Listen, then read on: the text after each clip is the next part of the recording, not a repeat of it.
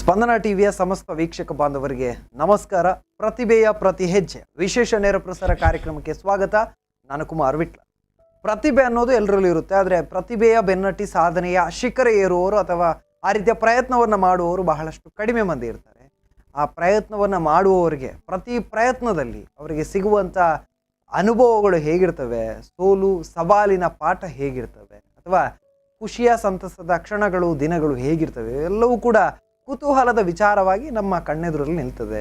ಹಾಗಾಗಿ ಅಂತ ಕುತೂಹಲಕ್ಕೆ ತೆರೆ ಎಳೆಯುವಂಥ ಕಾರ್ಯಕ್ರಮ ಪ್ರತಿಭೆಯ ಪ್ರತಿಹೆಜ್ಜೆ ಕಾರ್ಯಕ್ರಮ. ಇವತ್ತಿನ ಕಾರ್ಯಕ್ರಮದಲ್ಲಿ ನಮ್ಮ ಜೊತೆಗೆ ಒಬ್ಬರು ಅತಿಥಿ ಇದ್ದಾರೆ. ಇವರು ತನ್ನ ಪುಟ್ಟ ಪ್ರಾಯದಲ್ಲಿ ಸಂಗೀತದ ಜೀವನದತ್ತ ಹೆಜ್ಜೆ ಹಾಕಿದವರು, ಆ ಬಳಿಕ ಒಂದಷ್ಟು ವೇದಿಕೆಗಳಲ್ಲಿ ಮಿಂಚಿದವರು, ಹಲವಾರು ರಿಯಾಲಿಟಿ ಶೋಗಳಲ್ಲಿ ತನ್ನ ಅದ್ಭುತ ಗಾಯನ ಶಕ್ತಿಯ ಮೂಲಕ ಪ್ರಜ್ವಲಿಸಿದವರು. ಇವತ್ತು ಹಲವಾರು ಆಲ್ಬಮ್ ಸಾಂಗ್ಗಳ ಮೂಲಕ ಧ್ವನಿಯಾಗ್ತಾ ಇದ್ದಾರೆ. ಜೊತೆಗೆ ಕನ್ನಡ ಚಿತ್ರರಂಗವನ್ನು ಕೂಡ ಯುವ ಪ್ರತಿಭೆ ಪ್ರವೇಶಿಸಿ ಆಗಿದೆ. 1975 ಅನ್ನುವಂಥ ಕನ್ನಡ ಚಿತ್ರಕ್ಕೆ ಹಿನ್ನೆಲೆ ಗಾಯಕಿಯಾಗಿದ್ದಾರೆ. ತುಳು ಕನ್ನಡ ಸಿನಿಮಾಗಳಿಂದ ಒಂದಷ್ಟು ಆಫರ್ಗಳು ಕೂಡ ಬರ್ತಾ ಇದೆ. ನಾನು ಮಾತನಾಡ್ತಾ ಇರುವಂಥದ್ದು ನಂದಿನಿ ಗಾಣಿಗ ರಾಯಿ ಅನ್ನುವಂಥ ಪ್ರತಿಭೆ ಇವತ್ತು ನಮ್ಮ ಸ್ಟುಡಿಯೋದಲ್ಲಿದ್ದಾರೆ. ಆತ್ಮೀಯವಾಗಿ ಸ್ವಾಗತಿಸ್ತಾ ಇದ್ದೇನೆ. ನಂದಿನಿ, ಆತ್ಮೀಯ ಸ್ವಾಗತ ಕಾರ್ಯಕ್ರಮಕ್ಕೆ. ಎಸ್, ಒಂದು ಖುಷಿಯಿಂದ ಕಾರ್ಯಕ್ರಮವನ್ನು ಪ್ರಾರಂಭ ಮಾಡ್ತಾ ಇದ್ದೀನಿ. ಅಂದರೆ ಪುಟ್ಟ ಪ್ರಾಯದಲ್ಲೇ ಸಂಗೀತದ ಜರ್ನಿಯಲ್ಲಿ ಒಂದು ಯಶಸ್ಸಿನ ಹಂತ ಅಂತ ಹೇಳ್ಬೋದು. ಕನ್ನಡ ಸಿನಿಮಾ ರಂಗದಲ್ಲಿ ಒಂದು ಆಫರ್ ಬಂತು, ಅದರಲ್ಲಿ ಹಾಡಿದ್ದೀರಾ, ಇವತ್ತು ಪ್ರವೇಶ ಆಗಿದೆ ಕನ್ನಡ ಸಿನಿಮಾ ರಂಗದ್ದು ಅಂತ. ಎಷ್ಟು ಖುಷಿ ಇದೆ ನಿಮಗೆ? ತುಂಬ ಖುಷಿ ಆಗ್ತಾ ಉಂಟು. ಯಾಕಂದರೆ ಫಿಲ್ಮ್ ಇಂಡಸ್ಟ್ರಿಗೆ ಒಂದು ಇಂಟ್ರಡಕ್ಷನ್ ಸಿಗೋದು ಅಂದ್ರೆ ಅದು ತುಂಬ ಎಂತ ಹೇಳ್ತೀವಿ ನಾವು, ತುಂಬ ಕಷ್ಟ ಅಲ್ವಾ. ಸೊ ಸಂದೇಶ್ ಬಾಬಣ್ಣ ಸರ್ ಅವರ ದಯೆಯಿಂದ ನನಗೆ ಒಂದು ಅಪಾರ್ಚುನಿಟಿ ಸಿಕ್ಕಿತ್ತು. ಸೊ ಅವರಿಗೆ ಥ್ಯಾಂಕ್ ಯು ಹೇಳ್ತಾನೆ ಈ ಕಾರ್ಯಕ್ರಮನ ಶುರು ಮಾಡಲಿಕ್ಕೆ ಇಷ್ಟಪಡ್ತೀನಿ. ಆ ಒಂದು ಅವಕಾಶ ಅನ್ನುವಂಥದ್ದು ಮತ್ತಷ್ಟು ಅವಕಾಶಗಳಿಗೆ ಕಾರಣ ಆಗಬಹುದು. ಸೊ ಆಗ್ತಾನೆ ಇರುತ್ತೆ, ಅದೆಲ್ಲವೂ ಕೂಡ ಮುಂದಿನ ದಿನಗಳಲ್ಲೇ ನಮಗೆ ಕಾಣಬಹುದು ಅಂತ ಹೇಳ್ತಾ ಇದ್ದೀನಿ. ಇನ್ನು ನಂದಿನಿ ಅವರ ಜರ್ನಿ ಬಗ್ಗೆ ಮಾತನಾಡೋದಾದ್ರೆ, ಇಲ್ಲಿಂದ ಪ್ರಾರಂಭ ಆಗುತ್ತೆ, ಜೊತೆಗೆ ಬಾಲ್ಯ ಜೀವನ ಹೇಗಿತ್ತು, ಎಜುಕೇಷನ್ ಏನು ಮಾಡಿದರು, ಅಥವಾ ಸಂಗೀತದ ಬಗ್ಗೆ ಯಾವುದನ್ನೆಲ್ಲ ಕಲಿತಿದ್ದಾರೆ, ಜೊತೆಗೆ ಯಾವೆಲ್ಲ ವೇದಿಕೆಗಳಿಗೆ ಹೋಗಿದ್ದಾರೆ, ಯಾವೆಲ್ಲ ಕಾರ್ಯಕ್ರಮಗಳನ್ನು ಮಾಡಿದ್ದಾರೆ, ಯಾವ ರೀತಿಯ ಪ್ರಯತ್ನ ಮಾಡಿದ್ದಾರೆ, ಇವೆಲ್ಲವೂ ಕೂಡ ನಮ್ಮ ಮುಂದೆ ಪ್ರಶ್ನೆ ಆಗಿರ್ತದೆ. ಸೊ ನೀವು ಕೂಡ ಕರೆ ಮಾಡಿ ನಂದಿನಿ ಅವ್ರ ಜೊತೆ ಅವರ ಜರ್ನಿ ಬಗ್ಗೆ ನೀವು ಕೂಡ ಮಾತನಾಡ್ಬೋದು ಅಂತ ಹೇಳ್ತಾ, ಮೊದಲು ಕೇಳೋದು ನಿಮ್ಮ ಮನೆಯವ್ರ ಬಗ್ಗೆ ಅಥವಾ ನಿಮ್ಮ ಮನೆ ಬಗ್ಗೆ ಒಂದು ಇಂಟ್ರೊಡಕ್ಷನ್ ಕೊಡೋದಾದರೆ ಹೇಳಿ. ನಮ್ಮ ಮನೆಯಲ್ಲಿ ನಾನು ಹೇಳಬೇಕಾದ್ರೆ ನನ್ನ ಅಜ್ಜಿ ಇದ್ದಾರೆ. ಅವರು ನನ್ನ ಸಂಗೀತದ ಒಂದು ಮೊದಲ ಗುರು ಅಂತ ಹೇಳ್ಬೋದು. ಅವರು ಹಾಡ್ತಿದ್ರು ಆ್ಯಂಡ್ ನನ್ನನ್ನು ಸಂಗೀತ ಕ್ಲಾಸಿಗೆ ಹಾಕಿದೆ ಅವರು. ಆಗ ನನಗೆ ಸಣ್ಣದಿರುವಾಗ ಇಂಟ್ರೆಸ್ಟ್ ಇರಲಿಲ್ಲ ಸಂಗೀತದಲ್ಲಿ, ಅಂದರೆ ಆಗ ಐಡಿಯಾ ಇರಲಿಲ್ಲ ಏನಂತ ಏನು ಎತ್ತ ಅಂತ. ಸೊ ಆಗ ನನ್ನನ್ನು ಭರತನಾಟ್ಯಂ ಆ್ಯಂಡ್ ಸಂಗೀತ ಕ್ಲಾಸಿಗೆ ಹಾಕಿದ್ದು ನನ್ನ ಅಜ್ಜಿ, ಅಮ್ಮನ ಅಮ್ಮ. ಸೊ ಅವರೊಬ್ಬರು ನನ್ನ ಮನೆಯಲ್ಲಿ. ಆ್ಯಂಡ್ ಅದಾದಮೇಲೆ ನನ್ನ ಮಮ್ಮಿ. ಸೊ ಅವರು ಅಂದರೆ ಅಜ್ಜಿ ಏನೆಲ್ಲ ಮಾಡಿದ್ದಾರೆ ಅದಕ್ಕೆಲ್ಲ ಸಪೋರ್ಟ್ ಮಾಡಿದ್ದಾರೆ, ಆವಾಗ ಕೂಡ ಇವಾಗ ಕೂಡ. ಅಂದರೆ ಇವಾಗ ಕೂಡ ಅಂದರೆ ಶೋಸ್ ಎಲ್ಲ ಸಿಗುತ್ತೆ, ನೈಟ್ ಶೋಸ್ ಎಲ್ಲ ಸಿಗ್ತದೆ, ಅದಕ್ಕೂ ಕೂಡ ರೆಸ್ಟ್ರಿಕ್ಷನ್ಸ್ ಹಾಕಲಿಲ್ಲ. ನಾನು ಬರಬೇಕಂದ್ರೆ ಅವ್ರು ನನ್ನನ್ನು ಕರ್ಕೊಂಡು ಹೋಗಲಿಕ್ಕೆ ಬಂದಿದ್ದಾರೆ. ಸೊ ಅಷ್ಟು ಸಪೋರ್ಟಿವ್ ಇದ್ದಾರೆ ನನ್ನ mummy. So she is a second person. And ಅದಾದಮೇಲೆ ನನಗೆ 3 ಚಿಕ್ಕಮ್ಮಂದಿರಿದ್ದಾರೆ. ಆ್ಯಂಡ್ ಅದರಲ್ಲಿ ಲೈಕ್ 3 ಜನ ನಮ್ಮ ಮನೆಯಲ್ಲಿ ಇರೋದು ಅಂತ ಅಲ್ಲ, ಬಟ್ ಅವರು ನಮ್ಮ ಫ್ಯಾಮಿಲಿ ಮೆಂಬರ್ಸ್. ಸೊ ಅವರವರ ಮನೆಯಲ್ಲಿದ್ದಾರೆ. ಆದರೆ ಅವರ ಸಪೋರ್ಟ್ ಅಂತೂ ಡೈಲಿ, ಅಂದರೆ ಕಾಲ್ ಮಾಡಿ ಕೂಡ ಕೇಳ್ತಾರೆ, ಲೈಕ್ ಇವೆಂಟ್ ಇದೆಯಾ, ಎಲ್ಲಿ ಹೋಗಿದ್ದೀಯ, ಏನು ಮಾಡಿದ್ದೀಯ ಅಂತ. ಸೊ ನನ್ನ 3 ಚಿಕ್ಕಮ್ಮಂದಿರು ಕೂಡ ಈಕ್ವಲ್ ಆಗಿ ಸಪೋರ್ಟ್ ಮಾಡ್ತಿದ್ದಾರೆ. ಸೊ ಇಷ್ಟು ಜನ ನನ್ನ ಮನೆಯಲ್ಲಿದ್ದಾರೆ. ಆ್ಯಂಡ್ ನನಗೊಂದು ತಮ್ಮ ಇದ್ದಾನೆ, ನನ್ನ ಆಂಟಿಯ ಮಗ. ಅವನು ನನ್ನ ಫಸ್ಟ್ ಫ್ಯಾನ್ ಆ್ಯಕ್ಚುಲಿ. ನಾನು ಹಾಡ್ತಿರುವಾಗ ಅವನು ಕೇಳ್ತಿರೋಷ್ಟು ಯಾರು ಇಲ್ಲಿ ತನಕ ಕೇಳಿರ್ಲಿಕ್ಕಿಲ್ಲ ನನ್ನ ಹಾಡು ಅಷ್ಟು. ಅಂದರೆ ನಾನು ಒಂದು ಸ್ವಲ್ಪ ಏನಾದರೂ ಹಾಡಿದ್ರೂ ಪರವಾಗಿಲ್ಲ, ಹತ್ರ ಬಂದು ಕೂತ್ಕೊಂಡು ಕೇಳ್ತಾನೆ. ಒಂದು ವಿಚಿತ್ರ ಅನಿಸೋದು, ಮನೆಯಲ್ಲಿ ಒಬ್ಬ ಪ್ರತಿಭೆ ಇದ್ದರೆ ಮನೆಯಲ್ಲಿ ಅವನಿಗೆ ವ್ಯಾಲ್ಯೂ ಇರೋದಿಲ್ಲ. ಅಂದರೆ ಪ್ರೀತಿ ಇರ್ತದೆ, ಆದರೆ ಗೌರವ ಇರೋದಿಲ್ಲ, ಇವಂದು ಇದ್ದಿದ್ದೆ ಅಂತ. ಸೊ ಹಾಗಾಗಿ ನೀವು ಹಾಡ್ತಾ ಇದ್ರು ಕೂಡ ಬಹಳಷ್ಟು ಪ್ರೀತಿಯಿಂದ ತಮ್ಮ ಕೇಳ್ತಾ ಇದ್ರು. ನಿಜವಾಗ್ಲೂ ನಾವು ಈ ಸಂದರ್ಭದಲ್ಲಿ ಅವರಿಗೆ ಸೆಲ್ಯೂಟ್ ಹೊಡಿಬೇಕು. ಸೊ ಅಷ್ಟು ತಾಳ್ಮೆಯಿಂದ ಕೇಳ್ತಾ ಇದ್ರು. ಓಕೆ, ಮನೆಯವ್ರ ಬಗ್ಗೆ ಆಯಿತು. ನಿಮ್ಮ ಜೀವನ ಅಂದರೆ ಬಾಲ್ಯ ಜೀವನ ಹೇಗಿತ್ತು ಅಂತ, ನಿಮ್ಮ ಸುತ್ತಮುತ್ತ ನೀವು ನಂದಿನಿ ಪುಟ್ಟ ಹುಡುಗಿ ಆಗಿದ್ದಾಗ ನೋಡಿದಂಥ ಪ್ರಪಂಚ ಹೇಗಿತ್ತು? ಚೆನ್ನಾಗಿತ್ತು ಆ್ಯಕ್ಚುಲಿ. ನನಗೆ ಅಂದರೆ ಸಣ್ಣದಿಂದ ಕೂಡ ಯಾರೂ ಸಪೋರ್ಟ್ ಮಾಡಲಿಲ್ಲ ಅಂತ ಇಲ್ಲ. ಅದು ಸ್ಕೂಲಲ್ಲಿ ಆಗಿರ್ಬೋದು, ನನ್ನ ಸಂಗೀತ ಕ್ಲಾಸಲ್ಲಿ ಆಗಿರ್ಬೋದು, ನನ್ನ ಫ್ಯಾಮಿಲಿ, ನನ್ನ ಮನೆಯವರು ಎಲ್ಲರೂ ನನಗೆ ಸಪೋರ್ಟ್ ಮಾಡಿದ್ದಾರೆ. ಯಾರೂ ಡಿಸ್ಕರೇಜ್ ಅಂತ ಏನೂ ಮಾಡಲಿಲ್ಲ. ಸೊ ನನ್ನ ಸರೌಂಡಿಂಗ್ಸ್ ಹೇಗಿತ್ತು ಅಂದರೆ ಸಪೋರ್ಟಿವ್ ಆಗೇ ಇತ್ತು. ಸೊ ಕ್ಯಾಶುವಲ್ ಆಗಿ ಹೇಳಬೇಕಂದ್ರೆ ಜಾಲಿಯಾಗಿ ಇದ್ದೆ ನಾನು. Okay, right. ನಾನು ಕೇಳಬೇಕು. ಸುತ್ತಮುತ್ತ ತುಂಬಾ ಚೆನ್ನಾಗಿತ್ತು, ನಂದಿನಿ ಹೇಗಿದ್ರು ಬೇಕು ಈಗ? ಸರೌಂಡಿಂಗ್ಸ್, ನಾವು ಸಣ್ಣದಿರುವಾಗ ಸರೌಂಡಿಂಗ್ಸ್ ತುಂಬ ಮ್ಯಾಟ್ರ್ ಆಗುತ್ತೆ ಅಲ್ವಾ ನಮಗೆ. ಅಂದರೆ ನಮ್ಮ ಸರೌಂಡಿಂಗ್ಸ್ ಹೇಗಿರ್ತದೆ ಅದನ್ನು ನಾವು ಇನ್ಕಲ್ಕೇಟ್ ಮಾಡಿಕೊಂಡು ಗ್ರೋ ಆಗ್ತೀವಿ. ಸೊ ಸಿನ್ಸ್ ನನ್ನ ಸರೌಂಡಿಂಗ್ ಎಲ್ಲ ಕೈಂಡ್ ಆಗಿ ಒಂಥರ ಕೂಲ್ ಆ್ಯಂಡ್ ಕಾಮ್ ಆಗಿ ಇತ್ತು, ಸೊ ನಾನು ಹಾಗೇ ಬೆಳೆದುಕೊಂಡು ಬಂದೆ. ಇನ್ನು ಕೇಳಬೇಕು ನಾನು, ತುಂಟಾಟ, ರಂಪಾಟಗಳು, ಆಟೋಟಗಳು, ಓಡಾಟಗಳೆಲ್ಲ ಜಾಸ್ತಿ ಇತ್ತು ಬಾಲ್ಯದಲ್ಲಿ, ಹೇಗೆ? ಅಂದರೆ ನಾನು ಸ್ಕೂಲಲ್ಲಿ ಪಾಪ. ಓಕೆ, ಅಂದ್ರೆ ಮನೇಲಿ ಜೋರು ಅಂತ. ಹಾ, ಹೌದು. ಸ್ಕೂಲಲ್ಲಿ ಪಾಪ ಅನ್ನುವಂತ ವಿಷಯದಲ್ಲಿ ಮನೇಲಿ ಜೋರು ಅನ್ನುವಂಥದ್ದು ಇತ್ತು ಅಲ್ಲಿ. ಓಕೆ, ಯಾಕೆ ಮನೇಲಿ ಜೋರು ಇದ್ರಿ? ಜೋರ್ ಅಂತಲ್ಲ, ನಾನು ಒಬ್ಳೆ ಮಗಳಲ್ವಾ, ಸೊ ಸ್ವಲ್ಪ ಪ್ಯಾಂಪರಿಂಗ್ ಎಲ್ಲ ಇತ್ತು, ಹಾಗಾಗಿ ಎಲ್ಲ ಕಡೆಯಿಂದ ಪ್ರೀತಿ ಸಿಗ್ತಾ ಹಾ, ಇತ್ತು. ಆ ರೀಸನ್ ಇರ್ಬೋದು ಅಂತ. ಜೋರ್ ಅಂದ್ರೆ ಅಷ್ಟೊಂದೇನ್ ಜೋರಲ್ಲ. ಏನಾದ್ರೂ ಒಂದು ಘಟನೆ ನೆನಪಿದ್ಯಾ? ಏನಾದ್ರೂ ಹಠ ಮಾಡ್ಕೊಂಡದ್ದು ಅಥವಾ ಮನೇಲಿ ಆಡಿದಂತ ರಂಪಾಟಗಳು? ಇಲ್ಲ, ತುಂಬಾ ಉಂಟು. ಸೊ ತುಂಬಾ ಇದ್ರೆ ನಮ್ಗೆ ಸ್ವಲ್ಪ ಹೇಳಿ, ನಿಮಗೆ ಮರೆಯಲಾಗದ ಬಹುದೊಡ್ಡ ಮನೆಯವರು ಮತ್ತೆ ಮತ್ತೆ ನೆನಪಿಸುವಂತ ಘಟನೆ ಯಾವ್ದಾದ್ರು ಇದೆಯಾ? ಇಲ್ಲ, ಆ ಥರ ಏನಿಲ್ಲ. ಇಲ್ಲ. ಓಕೆ, ಅಂತ ರಂಪಾಟ ಏನು ಮಾಡಿಲ್ಲ, ಅಷ್ಟೇನಿಲ್ಲ. ಯಾವ್ದಾದ್ರು ಒಂದು ನೆನಪಿದ್ಯಾ ಹಠ ಮಾಡಿದಾಗಿರ್ಬೋದು? ಹಾ, ಹಠ ಮಾಡ್ತಿದ್ದೆ ನಾನು. ಅಂದ್ರೆ ಯಾವ ರೀಸನ್ಗೆ ಜಾಸ್ತಿ ಹಠ ಅಂದ್ರೆ ಮಾಡಿದ್ರಿ? ನನ್ಗೆ ಸಣ್ಣದಿರುವಾಗ ಕೂಡ, ಈಗ ಗೊತ್ತಿಲ್ಲ, ಸಣ್ಣದಿರುವಾಗ ನನ್ಗೆ ನಾನು ಹೇಳಿದಾಗಬೇಕು ಅಂತ ಒಂದು, ಎಂತ ಹೇಳ್ತೀವಿ ನಾವು, ಒಂದು ಹಠ, ಸಣ್ಣ ಹಠ. ಓಕೆ, ಯಾವ್ದಾದ್ರು ಒಂದು ರೀಸನ್ ನೆನಪಿದೆಯಾ? ಈ ರೀಸನ್ ಇದೇ ರೀತಿ ಆಗ್ಬೇಕು ಅನ್ನೋಂಥದ್ದಕ್ಕೆ ಹಠ ಮಾಡಿದ್ದು ನೆನಪಿದೆ? ಅಲ್ಲ, ನಂಗೆ ಇಲ್ಲ, ನಂಗೆ ಬೇಕಾದಾಗೆ ಆಗ್ಬೇಕಂತ ಇತ್ತು ಮನೆಯಲ್ಲಿ. ಓಕೆ, ಅದು ಯಾವಾಗ ಚೇಂಜ್ ಆಯ್ತು? ತುಂಬಾ ಚೇಂಜ್ ಆಗ್ಲಿಲ್ಲ ಆಕ್ಚುಲಿ, ಇವಾಗ್ಲೂ ಕೂಡ ಹಾಗೆ ಅಷ್ಟೊಂದೇನಿಲ್ಲ. ಬಟ್ ಯಾ, ನಾನು ಬೆಳೀತಾ ಬಂದಾಗ ಲೈಕ್ ಪೇರೆಂಟ್ಸ್, ನಾವು ಸಣ್ಣದಿರುವಾಗ ಸ್ಟ್ರಿಕ್ಟ್ ಇರ್ತಾರೆ, ಬಟ್ ನಾವು ದೊಡ್ಡದಾಗುವಾಗ ಅವಾಗ ಫ್ರೆಂಡ್ಸ್ ಆಗ್ತಾ ಹೋಗ್ತಾರೆ ಅಲ್ವಾ, ಸೊ ನಾವು ಇಟ್ಸ್ ಕ್ಯಾಶುವಲ್ ಆಗಿದೆ ಮನೆಯಲ್ಲಿ. ಸಂಗೀತ ಅನ್ನುವಂಥದ್ದು ಮೊದಲು ನಿಮಗೆ ಇಷ್ಟ ಇರಲಿಲ್ಲ, ಆದರೆ ಸಂಗೀತಕ್ಕೆ ನೀವು ಇಷ್ಟ ಇದ್ರೋ ಗೊತ್ತಿಲ್ಲ, ಮನೆಯವ್ರಿಗಂತೂ ಸಂಗೀತದಲ್ಲಿ ನೀವಿರ್ಬೇಕನ್ನುವಂಥ ಇಷ್ಟ ಅವ್ರದ್ದಾಗಿತ್ತು. ಹೌದು. ಸೊ ಹೇಗೆ ಜಾಯ್ನ್ ಆದ್ರಿ? ಯಾವ ಸಂದರ್ಭಕ್ಕೆ ಸಂಗೀತ ತರಗತಿಯತ್ತ ತಾವು ಹೆಜ್ಜೆ ಹಾಕಿದ್ರಿ? ನಾನು 3rd ಸ್ಟ್ಯಾಂಡರ್ಡಲ್ಲಿ ಇರುವಾಗ ಫಸ್ಟಿಗೆ ಸಂಗೀತ ಕ್ಲಾಸಿಗೆ ಜಾಯಿನ್ ಮಾಡಿದ್ದು ನನ್ನ ಅಜ್ಜಿ ನನ್ನನ್ನು. ಅದಾದಮೇಲೆ ಅಲ್ಲಿ ಇಲ್ಲಿ ಅಂತ ಸ್ವಲ್ಪ ಮಿಸ್ ಆಗ್ತಿತ್ತು, ಯಾಕಂದರೆ ನಾನು ಸ್ಕೂಲ್ ಚೇಂಜ್ ಮಾಡಿದೆ. SVS ಅಂತ ಸ್ಕೂಲಲ್ಲಿದ್ದೆ ಫಸ್ಟಿಗೆ, ಅದಾದಮೇಲೆ BRMP ಸ್ಕೂಲಿಗೆ ಹೋದೆ. ಸೊ ಸ್ಕೂಲ್ ಚೇಂಜ್ ಆಗುವಾಗ ಸ್ವಲ್ಪ ಅಲ್ಲಿ ಡಿಸ್ಕಂಟಿನ್ಯೂ ಆಯಿತು, ಮತ್ತೆ ಕಂಟಿನ್ಯೂಸ್ ಆಗಿ ಹೋಗ್ತಿದ್ದೆ ನಾನು ಸಂಗೀತ ಕ್ಲಾಸ್ಗೆ ಸಂಡೇಸ್. ನಾನು ಇಲ್ಲಿ ಕೇಳಲೇಬೇಕು, ಮೊದಲ ದಿನ ನೆನಪಿದೆ ನಿಮಗೆ ಹೋದದ್ದು? ಹಾ, ನೆನಪಿದೆ. ಅಂದರೆ ತುಂಬ ಮಕ್ಕಳಿದ್ರು ಅಲ್ಲಿ. ಸೊ ಅಷ್ಟೊಂದೇನಿಲ್ಲ, ಬಟ್ ನನ್ನ ಸರ್ ತುಂಬ ಒಳ್ಳೇದಿದ್ರು, ಅಂದರೆ ಅಂತೂ ನಗುಮುಖದಿಂದ ಎಲ್ಲರನ್ನ ಆಗಮಿಸ್ತಿದ್ರು. So yeah, it was a good one first day. ಮೊದಲು ಶೈಕ್ಷಣಿಕವಾಗಿ ಮಾತಾಡೋದಾದ್ರೆ, ಅಂದರೆ ಸ್ಕೂಲ್ ಡೇಸ್ ಬಗ್ಗೆ ಮಾತಾಡೋದಾದ್ರೆ, ಸೊ ಎಲ್ಲಿ ಮೊದಲು ಶಾಲೆಗೆ ನೀವು ಹೋದದ್ದು ಅಥವಾ ಆ ದಿನ ಹೇಗಿತ್ತು? SVS ಸ್ಕೂಲ್ ನಾನು ಫಸ್ಟಿಗೆ ಹೋದದ್ದು. ಆ್ಯಕ್ಚುಲಿ ಕಿಂಡರ್ ಗಾರ್ಡನ್ ಎಲ್ಲ ಮುಂಬೈಯಲ್ಲಿ ಮುಗಿಸಿ ಇಲ್ಲಿ ಬಂದದ್ದು, ಆ್ಯಂಡ್ ಇಲ್ಲಿ SVS ಸ್ಕೂಲ್ ಅಂತ ಫಸ್ಟಿಗೆ ಹೋದದ್ದು. ಆ್ಯಂಡ್ ಆಗ ನನಗೆ ಕನ್ನಡ ಆ್ಯಂಡ್ ತುಳು ಬರ್ತಿರ್ಲಿಲ್ಲ. ಓಕೆ, ಸಿನ್ಸ್ ಅಲ್ಲೇ ಇದ್ದೆ ನಾನು, ಸೊ ನನಗೆ ಕನ್ನಡ ಆ್ಯಂಡ್ ತುಳು ಬರ್ತಿರ್ಲಿಲ್ಲ. ಆಗ ಅಕ್ಕಪಕ್ಕದ ಸ್ಟೂಡೆಂಟ್ಸ್ ಎಲ್ಲ ಕನ್ನಡ ಮಾತಾಡುವಾಗ ನನಗೆ ಇದು ಯಾವ ಭಾಷೆ ಅಂತ ಫೀಲ್ ಆಗ್ತಿತ್ತು. ನಾನು ಎಂತ ಮಾತಾಡ್ತೀನಿ, ನನಗೆ ವಿಷಯವೇ ಗೊತ್ತಿಲ್ಲ ಅಂತ. ಅದಾದಮೇಲೆ ಇಂಗ್ಲೀಷ್ ಸ್ಕೂಲ್ ಆಗಿದ್ರೂ ಕೂಡ ನನ್ನ ಟೀಚರ್ಸ್ ತುಂಬ ಸಪೋರ್ಟ್ ಮಾಡಿದ್ದಾರೆ ಲ್ಯಾಂಗ್ವೇಜ್ ವೈಸ್. ಸೊ ನನಗೆ ಅಷ್ಟೊಂದೇನು ಕಷ್ಟ ಆಗಲಿಲ್ಲ, ಮತ್ತು ವಿದಿನ್ ಎ ಇಯರ್ ನಾನು ಕೋಪಪ್ ಮಾಡಿದ್ದೇನೆ. ಸೊ ಹಾಗೆ ಸ್ಟಾರ್ಟ್ ಆದದ್ದು. ಒಂದು ಗೊಂದಲದ ನಡುವೆ ಏನಾಗ್ತಿದೆ ನನ್ನ ಸುತ್ತ ಅನ್ನುವ ಗೊಂದಲದ ನಡುವೆನೇ ಜೀವನ ಪ್ರಾರಂಭ ಆಗುತ್ತೆ ಶೈಕ್ಷಣಿಕ. ಬಟ್ ನಾನು ಕೇಳಬೇಕು, ಸ್ಕೂಲ್ ಆ ದಿನಗಳು ಅಂತ ಬಂದಾಗ, ನಿಮ್ಮ ಶಾಲಾ ದಿನಗಳು ಅಂತ ಬಂದಾಗ, ಪ್ರಾರಂಭದ ದಿನಗಳು ಓಕೆ, ನಿಮಗೆ ಭಾಷೆಯ ಬಗ್ಗೆ ಅಷ್ಟು ಜ್ಞಾನ ಇರಲಿಲ್ಲ, ಏನೋ ಏನಾಗ್ತಾ ಇದೆ ಗೊತ್ತಿರಲಿಲ್ಲ, ಅದರ ನಡುವಲ್ಲಿ ಜೀವನ ಪ್ರಾರಂಭ ಆಯಿತು. ಒಟ್ಟಿನಲ್ಲಿ ಆ ಬಳಿಕ ಯಾವ ರೀತಿಯಲ್ಲಿ ನೀವು ಮುಂದೆ ಕೊಂಡೋದ್ರಿ ನಿಮ್ಮ ಜೀವನ?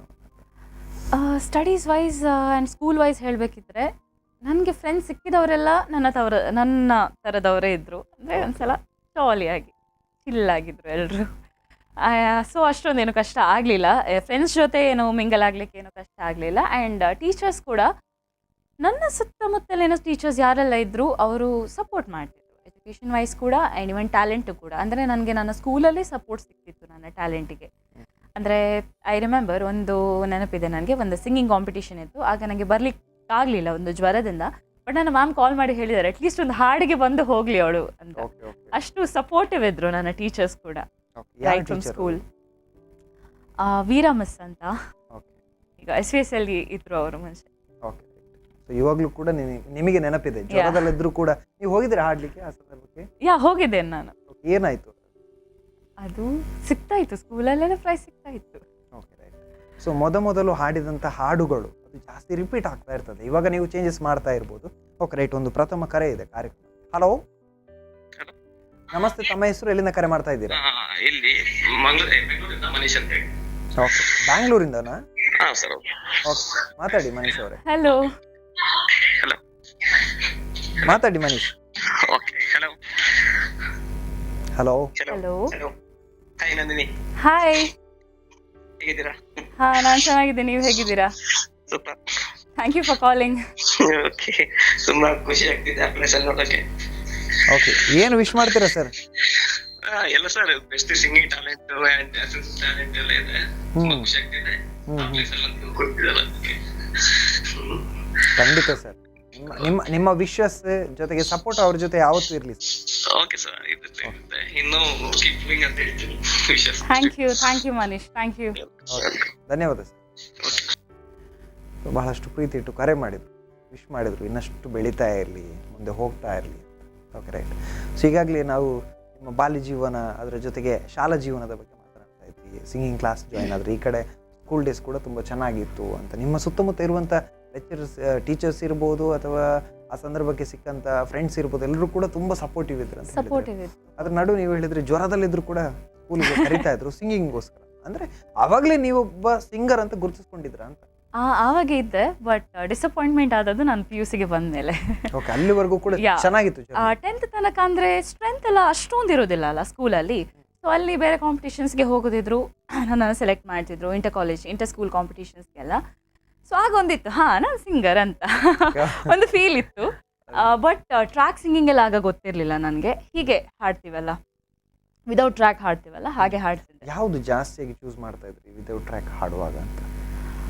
ಹಾಡುವಾಗ ಅಂದರೆ ಆಗ ಎಂತ ಇತ್ತು ಅಂದರೆ ಪರ್ಟಿಕ್ಯುಲರ್ ಕ್ರೈಟೀರಿಯಾದಲ್ಲಿ ಇತ್ತು ಯಾವಾಗಲೂ. ಅಂದರೆ ಒಂದು ಫೋಕ್ ಹಾಡಬೇಕು, ಇಲ್ಲ ಭಾವಗೀತೆ ಹಾಡಬೇಕು, ಕಾಂಪಿಟೇಷನ್ಸ್ ಹಾಗೆ ಅಲ್ವಾ ಇರೋದು. ಸೊ ಹಾಗೆ ಯಾವುದು ಚೂಸ್ ಮಾಡ್ತಾ ಇದ್ರಿ? ನೆನಪಿದೆ ನಿಮಗೆ ಯಾವ್ದಾದ್ರು? ನಾನು ಭಾವಗೀತೆ ಅಂತ ಹೇಳಿದಾಗ ಮುಂಚೆಯಿಂದ ಕೂಡ ಕಾಣದ ಕಡಲಿಗೆ ಚೂಸ್ ಮಾಡ್ತಿದ್ದೆ. ರೈಟ್. ಒಂದು ಕರೆ ಇದೆ. Hello hello hello hello. ದಯಮಾಡಿ ಟಿವಿ ನೋಡ್ತಾ ಮಾತಾಡಬೇಡಿ ಸರ್. ಟಿವಿಯಿಂದ ಸ್ವಲ್ಪ ದೂರ ಬನ್ನಿ, ಅಥವಾ ಟಿವಿಯನ್ನ ಮ್ಯೂಟ್ ಮಾಡಿ. Okay sir. Okay okay. ತಮ್ಮ ಹೆಸರು, ಎಲ್ಲಿಂದ ಕರೆ ಮಾಡ್ತಾ ಇದ್ದೀರಾ? ಸುಜಾತ. ಓಕೆ. ನಿಮ್ಮ ಮಗಳು ಇಲ್ಲಿ ವೇದಿಕೆಯಲ್ಲಿದ್ದಾರೆ, ಹೇಗೆ ಅನಿಸ್ತಾ ಇದೆ ನಿಮಗೆ? ತುಂಬಾ ಖುಷಿ ಅನಿಸ್ತಾ ಇದೆ sir. I'm so proud to see on the stage, on that particular stage. ಪುಟ್ಟ ಹುಡುಗಿ ಆಗಿದ್ದಾಗ ಹೇಗಿದ್ರು? ಪುಟ್ಟ ಹುಡುಗಿ ಅಂತ ಹೇಳಿದ್ರೆ ಅವಳು ತುಂಬಾ ಹಠ ಸ್ವಭಾವದವಳು. ಅವಳಿಗೆ ಏನ್ ಬೇಕಾ ಅದನ್ನು ಮಾಡಿ ಕೊಡ್ಲೇಬೇಕು ನಾವು. ಓಕೆ. ಅವಳು even today also she is like that only. Okay. ಬದಲಾವಣೆ ಆಗಿಲ್ಲ ಹಾಗಾದ್ರೆ? ಬದಲಾವಣೆ ಅಂತ ಇಲ್ಲ ಸರ್. ಅವಳು ಆವಾಗ ಚಿಕ್ಕದಿಂದ ಅವಳನ್ನ ನಾವು ಒಂಥರ ತುಂಬಾ ರಾಯಲ್ ಆಗಿ ನೋಡಿದ್ದೇವೆ. ಓಕೆ. ಸೊ ಇವತ್ತು ಒಂಥರ ಅವಳು ರಾಯಲ್ ಟ್ರೀಟ್ಮೆಂಟ್ ಅವಳಿಗೆ, ಅದು ಬೇಕೆ ಅವಳಿಗೆ, ಇಲ್ಲದಿದ್ರೆ ಅವಳು ಕೇಳೋದಿಲ್ಲ. Okay. Thank you for calling. Okay ಮಾ. Okay, bye. Bye bye. Okay, all the best. Thank you. ಧನ್ಯವಾದ ಕರೆ ಮಾಡಿರೋದು. Okay okay sir, thank you. Okay. ಒಂದು ಸುಳ್ಳು ಇಲ್ಲಿ ಬಾಯಲಾಯ್ತು ನಮಗೆ. ಅಂದ್ರೆ ಚೇಂಜ್ ಆಗಿದೆ, ಇವಾಗ ಗೊತ್ತಾಗ್ತಾ ಇದೆ ಅಲ್ಲ ಅಂತ. ಚೇಂಜ್ ಆಗಿಲ್ಲ ಅಂತ ಅಲ್ಲ ಹೇಳಿದಾರೆ, ಸ್ವಲ್ಪ ಸ್ವಲ್ಪ ಅಂದ್ರೆ ಯಾರು ಗೊತ್ತಾಗದ ಬದಲಾವಣೆ. ರೈಟ್. ಸೊ ನೀವು ಆ ಸಂದರ್ಭಕ್ಕೆ ಅಂದ್ರೆ ತಮ್ಮ ಸ್ಕೂಲ್ ಡೇಸ್ ಅಲ್ಲಿ ಜಾಸ್ತಿಯಾಗಿ ಕಾಣದ ಕಡಲಿಗೆ ಅನ್ನುವಂತ ಭಾವಗೀತೆಯನ್ನು ಜಾಸ್ತಿ ಚೂಸ್ ಮಾಡ್ತಾರೆ. ಒಂದೆರಡು ಲೈನ್ ಹಾಡಬಹುದು. ಆಕ್ಚುಲಿ ಶೀತ ಆಗಿದೆ ನನಗೆ, ಬಟ್ ನಾನು ಹೇಳ್ತೀನಿ. Thank you. ಓಕೆ, ಹೇಳಿ. ಕಾಣದ ಕಡಲಿಗೆ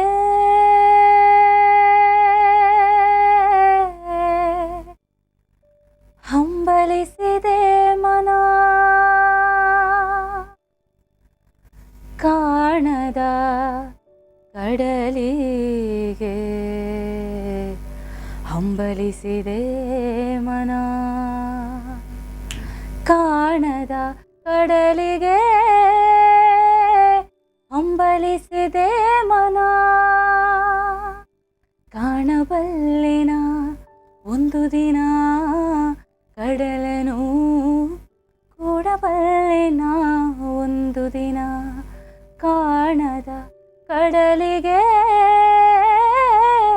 ಹಂಬಲಿಸಿದೆ ಮನ.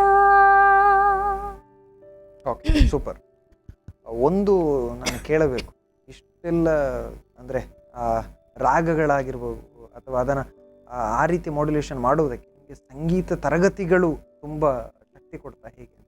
ಹೌದು, ತುಂಬ ಶಕ್ತಿ ಕೊಡ್ತು. ಅಂದರೆ 10th ಸ್ಟ್ಯಾಂಡರ್ಡ್ ತನಕ ಅದು ಗೊತ್ತಾಗ್ತಿರ್ಲಿಲ್ಲ ನನಗೆ, ಅಂದರೆ ಎಂತ ಯೂಸ್ ಆಗ್ತಿದೆ ಅಂತ ಗೊತ್ತಾಗ್ತಿರ್ಲಿಲ್ಲ, ಕ್ಯಾಶುವಲ್ ಆಗಿ ಹಾಡ್ತಿದ್ದೆ. ಬಟ್ ಒಂದ್ಸಲ ನಾನು ಇವೆಂಟ್ ಫೀಲ್ಡಿಗೆ ಯಾವಾಗ ಡಿಗ್ರಿ ಆದಮೇಲೆ ಬಂದೆ ನೋಡಿ, ಆಗ ನನಗೆ ಕೆಲವು ವೇರಿಯೇಷನ್ಸ್ ನಾವು ಪ್ರಾಕ್ಟೀಸ್ ಮಾಡಲೇಬೇಕು, ಆದರೆ ಕೆಲವು ವೇರಿಯೇಷನ್ಸ್ ತಂತಾನೆ ಬಂತು. ಸೊ ಆಗ ಗೊತ್ತಾಗ್ತಿತ್ತು ಈ ವಾಯ್ಸ್ ಮಾಡ್ಯುಲೇಷನ್ ತುಂಬ ಚೇಂಜ್ ಆಗಿದೆ ಬಿಕಾಸ್ ಆಫ್ ಕ್ಲಾಸಿಕಲ್ ಸಿಂಗಿಂಗ್ ಅಂತ. ತರಗತಿ ಅನ್ನುವಂಥದ್ದು ಕಲಿತದ್ದು ಅಂದರೆ ಅವಾಗ ಗೊತ್ತಾಗ್ತಿರ್ಲಿಲ್ಲ, ಇದೆಲ್ಲ ಯಾಕೆ ಕಲಿಸ್ತಾರೆ ಅಂತ ಅನಿಸ್ತಾ ಇತ್ತು ಅನ್ಬೋದು. ಆದರೆ ಅದು ಬಳಕೆಗೆ ಬಂದಾಗ, ನಮ್ಮ ಜೀವನಕ್ಕೆ ಸಹಕಾರ ಕೊಟ್ಟಾಗ ನಮ್ಗೆ ಗೊತ್ತಾಗುತ್ತೆ ತುಂಬ ವ್ಯಾಲ್ಯೂಬಲ್ ಟೈಮ್ ಅದು ಅಂತ. ಸೊ ನಿಮ್ಮ ಸಿಂಗಿಂಗ್ನ ಕ್ಲಾಸಿಕಲ್ ಏನು ಕಲಿತಾ ಇದ್ರಿ, ಆ ಜರ್ನಿ ಎಷ್ಟು ಸ್ಪೆಷಲ್ ಅನ್ನಿಸ್ತದೆ ಇವಾಗ ಅಂತ? ಅಂದರೆ ಆಗ ಕಲಿತಿರುವಾಗ ನಾನು ಹೇಳ್ದಲ್ಲ, ನನಗೆ ಇಂಟ್ರೆಸ್ಟ್ ಇರಲಿಲ್ಲ ಆಗ. ಅಂದರೆ ಸಂಡೇ ಇದ್ದದ್ದು ಕ್ಲಾಸ್, ವೀಕ್ ಡೇಸ್ ಫುಲ್ಲ ಸ್ಕೂಲಿಗೆ ಹೋಗೋದಲ್ವಾ, ಸಂಡೇ ಒಂದು ಫ್ರೀ ಇರಬೇಕಂತ ನನಗೆ. ಆದರೆ ಸಂಡೇ ಕ್ಲಾಸ್ಗೆ ಹೋಗು ಅಂತ ನನ್ನ ಮನೆಯಲ್ಲಿ ಭರತನಾಟ್ಯ ಸಂಗೀತ ಇಡೀ ಕ್ಲಾಸ್, ಅದು ಹೋಲ್ ಡೇ ಆಗ್ತಿತ್ತು ಆ್ಯಕ್ಚುಲಿ. ಆಫ್ಟರ್ನೂನ್ ತನಕ ಸಂಗೀತ, ಆಫ್ಟರ್ನೂನ್ ಆದಮೇಲೆ ಭರತನಾಟ್ಯ. ಎಲ್ಲರೂ ಸಂಡೇಗೆ ವೆಯ್ಟ್ ಮಾಡ್ತಿದ್ರೆ ನಾನು ಮಾಡ್ತಿರ್ಲಿಲ್ಲ. ಅಬ್ಬಾ ಸಂಡೇ ಬಂತಲ್ಲ ಹೋಗಬೇಕಲ್ಲ ಅಂತ ಆ ಥರ ಇತ್ತು. ಬಟ್ ಆ ಫೋರ್ಸಲ್ಲಿ ಹೋದರೂ ನನಗೆ 10th ತನಕ ಕೂಡ ಐಡಿಯಾ ಇರಲಿಲ್ಲ ಎಲ್ಲಿ ಯೂಸ್ ಆಗ್ತಿದೆ ಇದು ನನಗೆ ಅಂತ.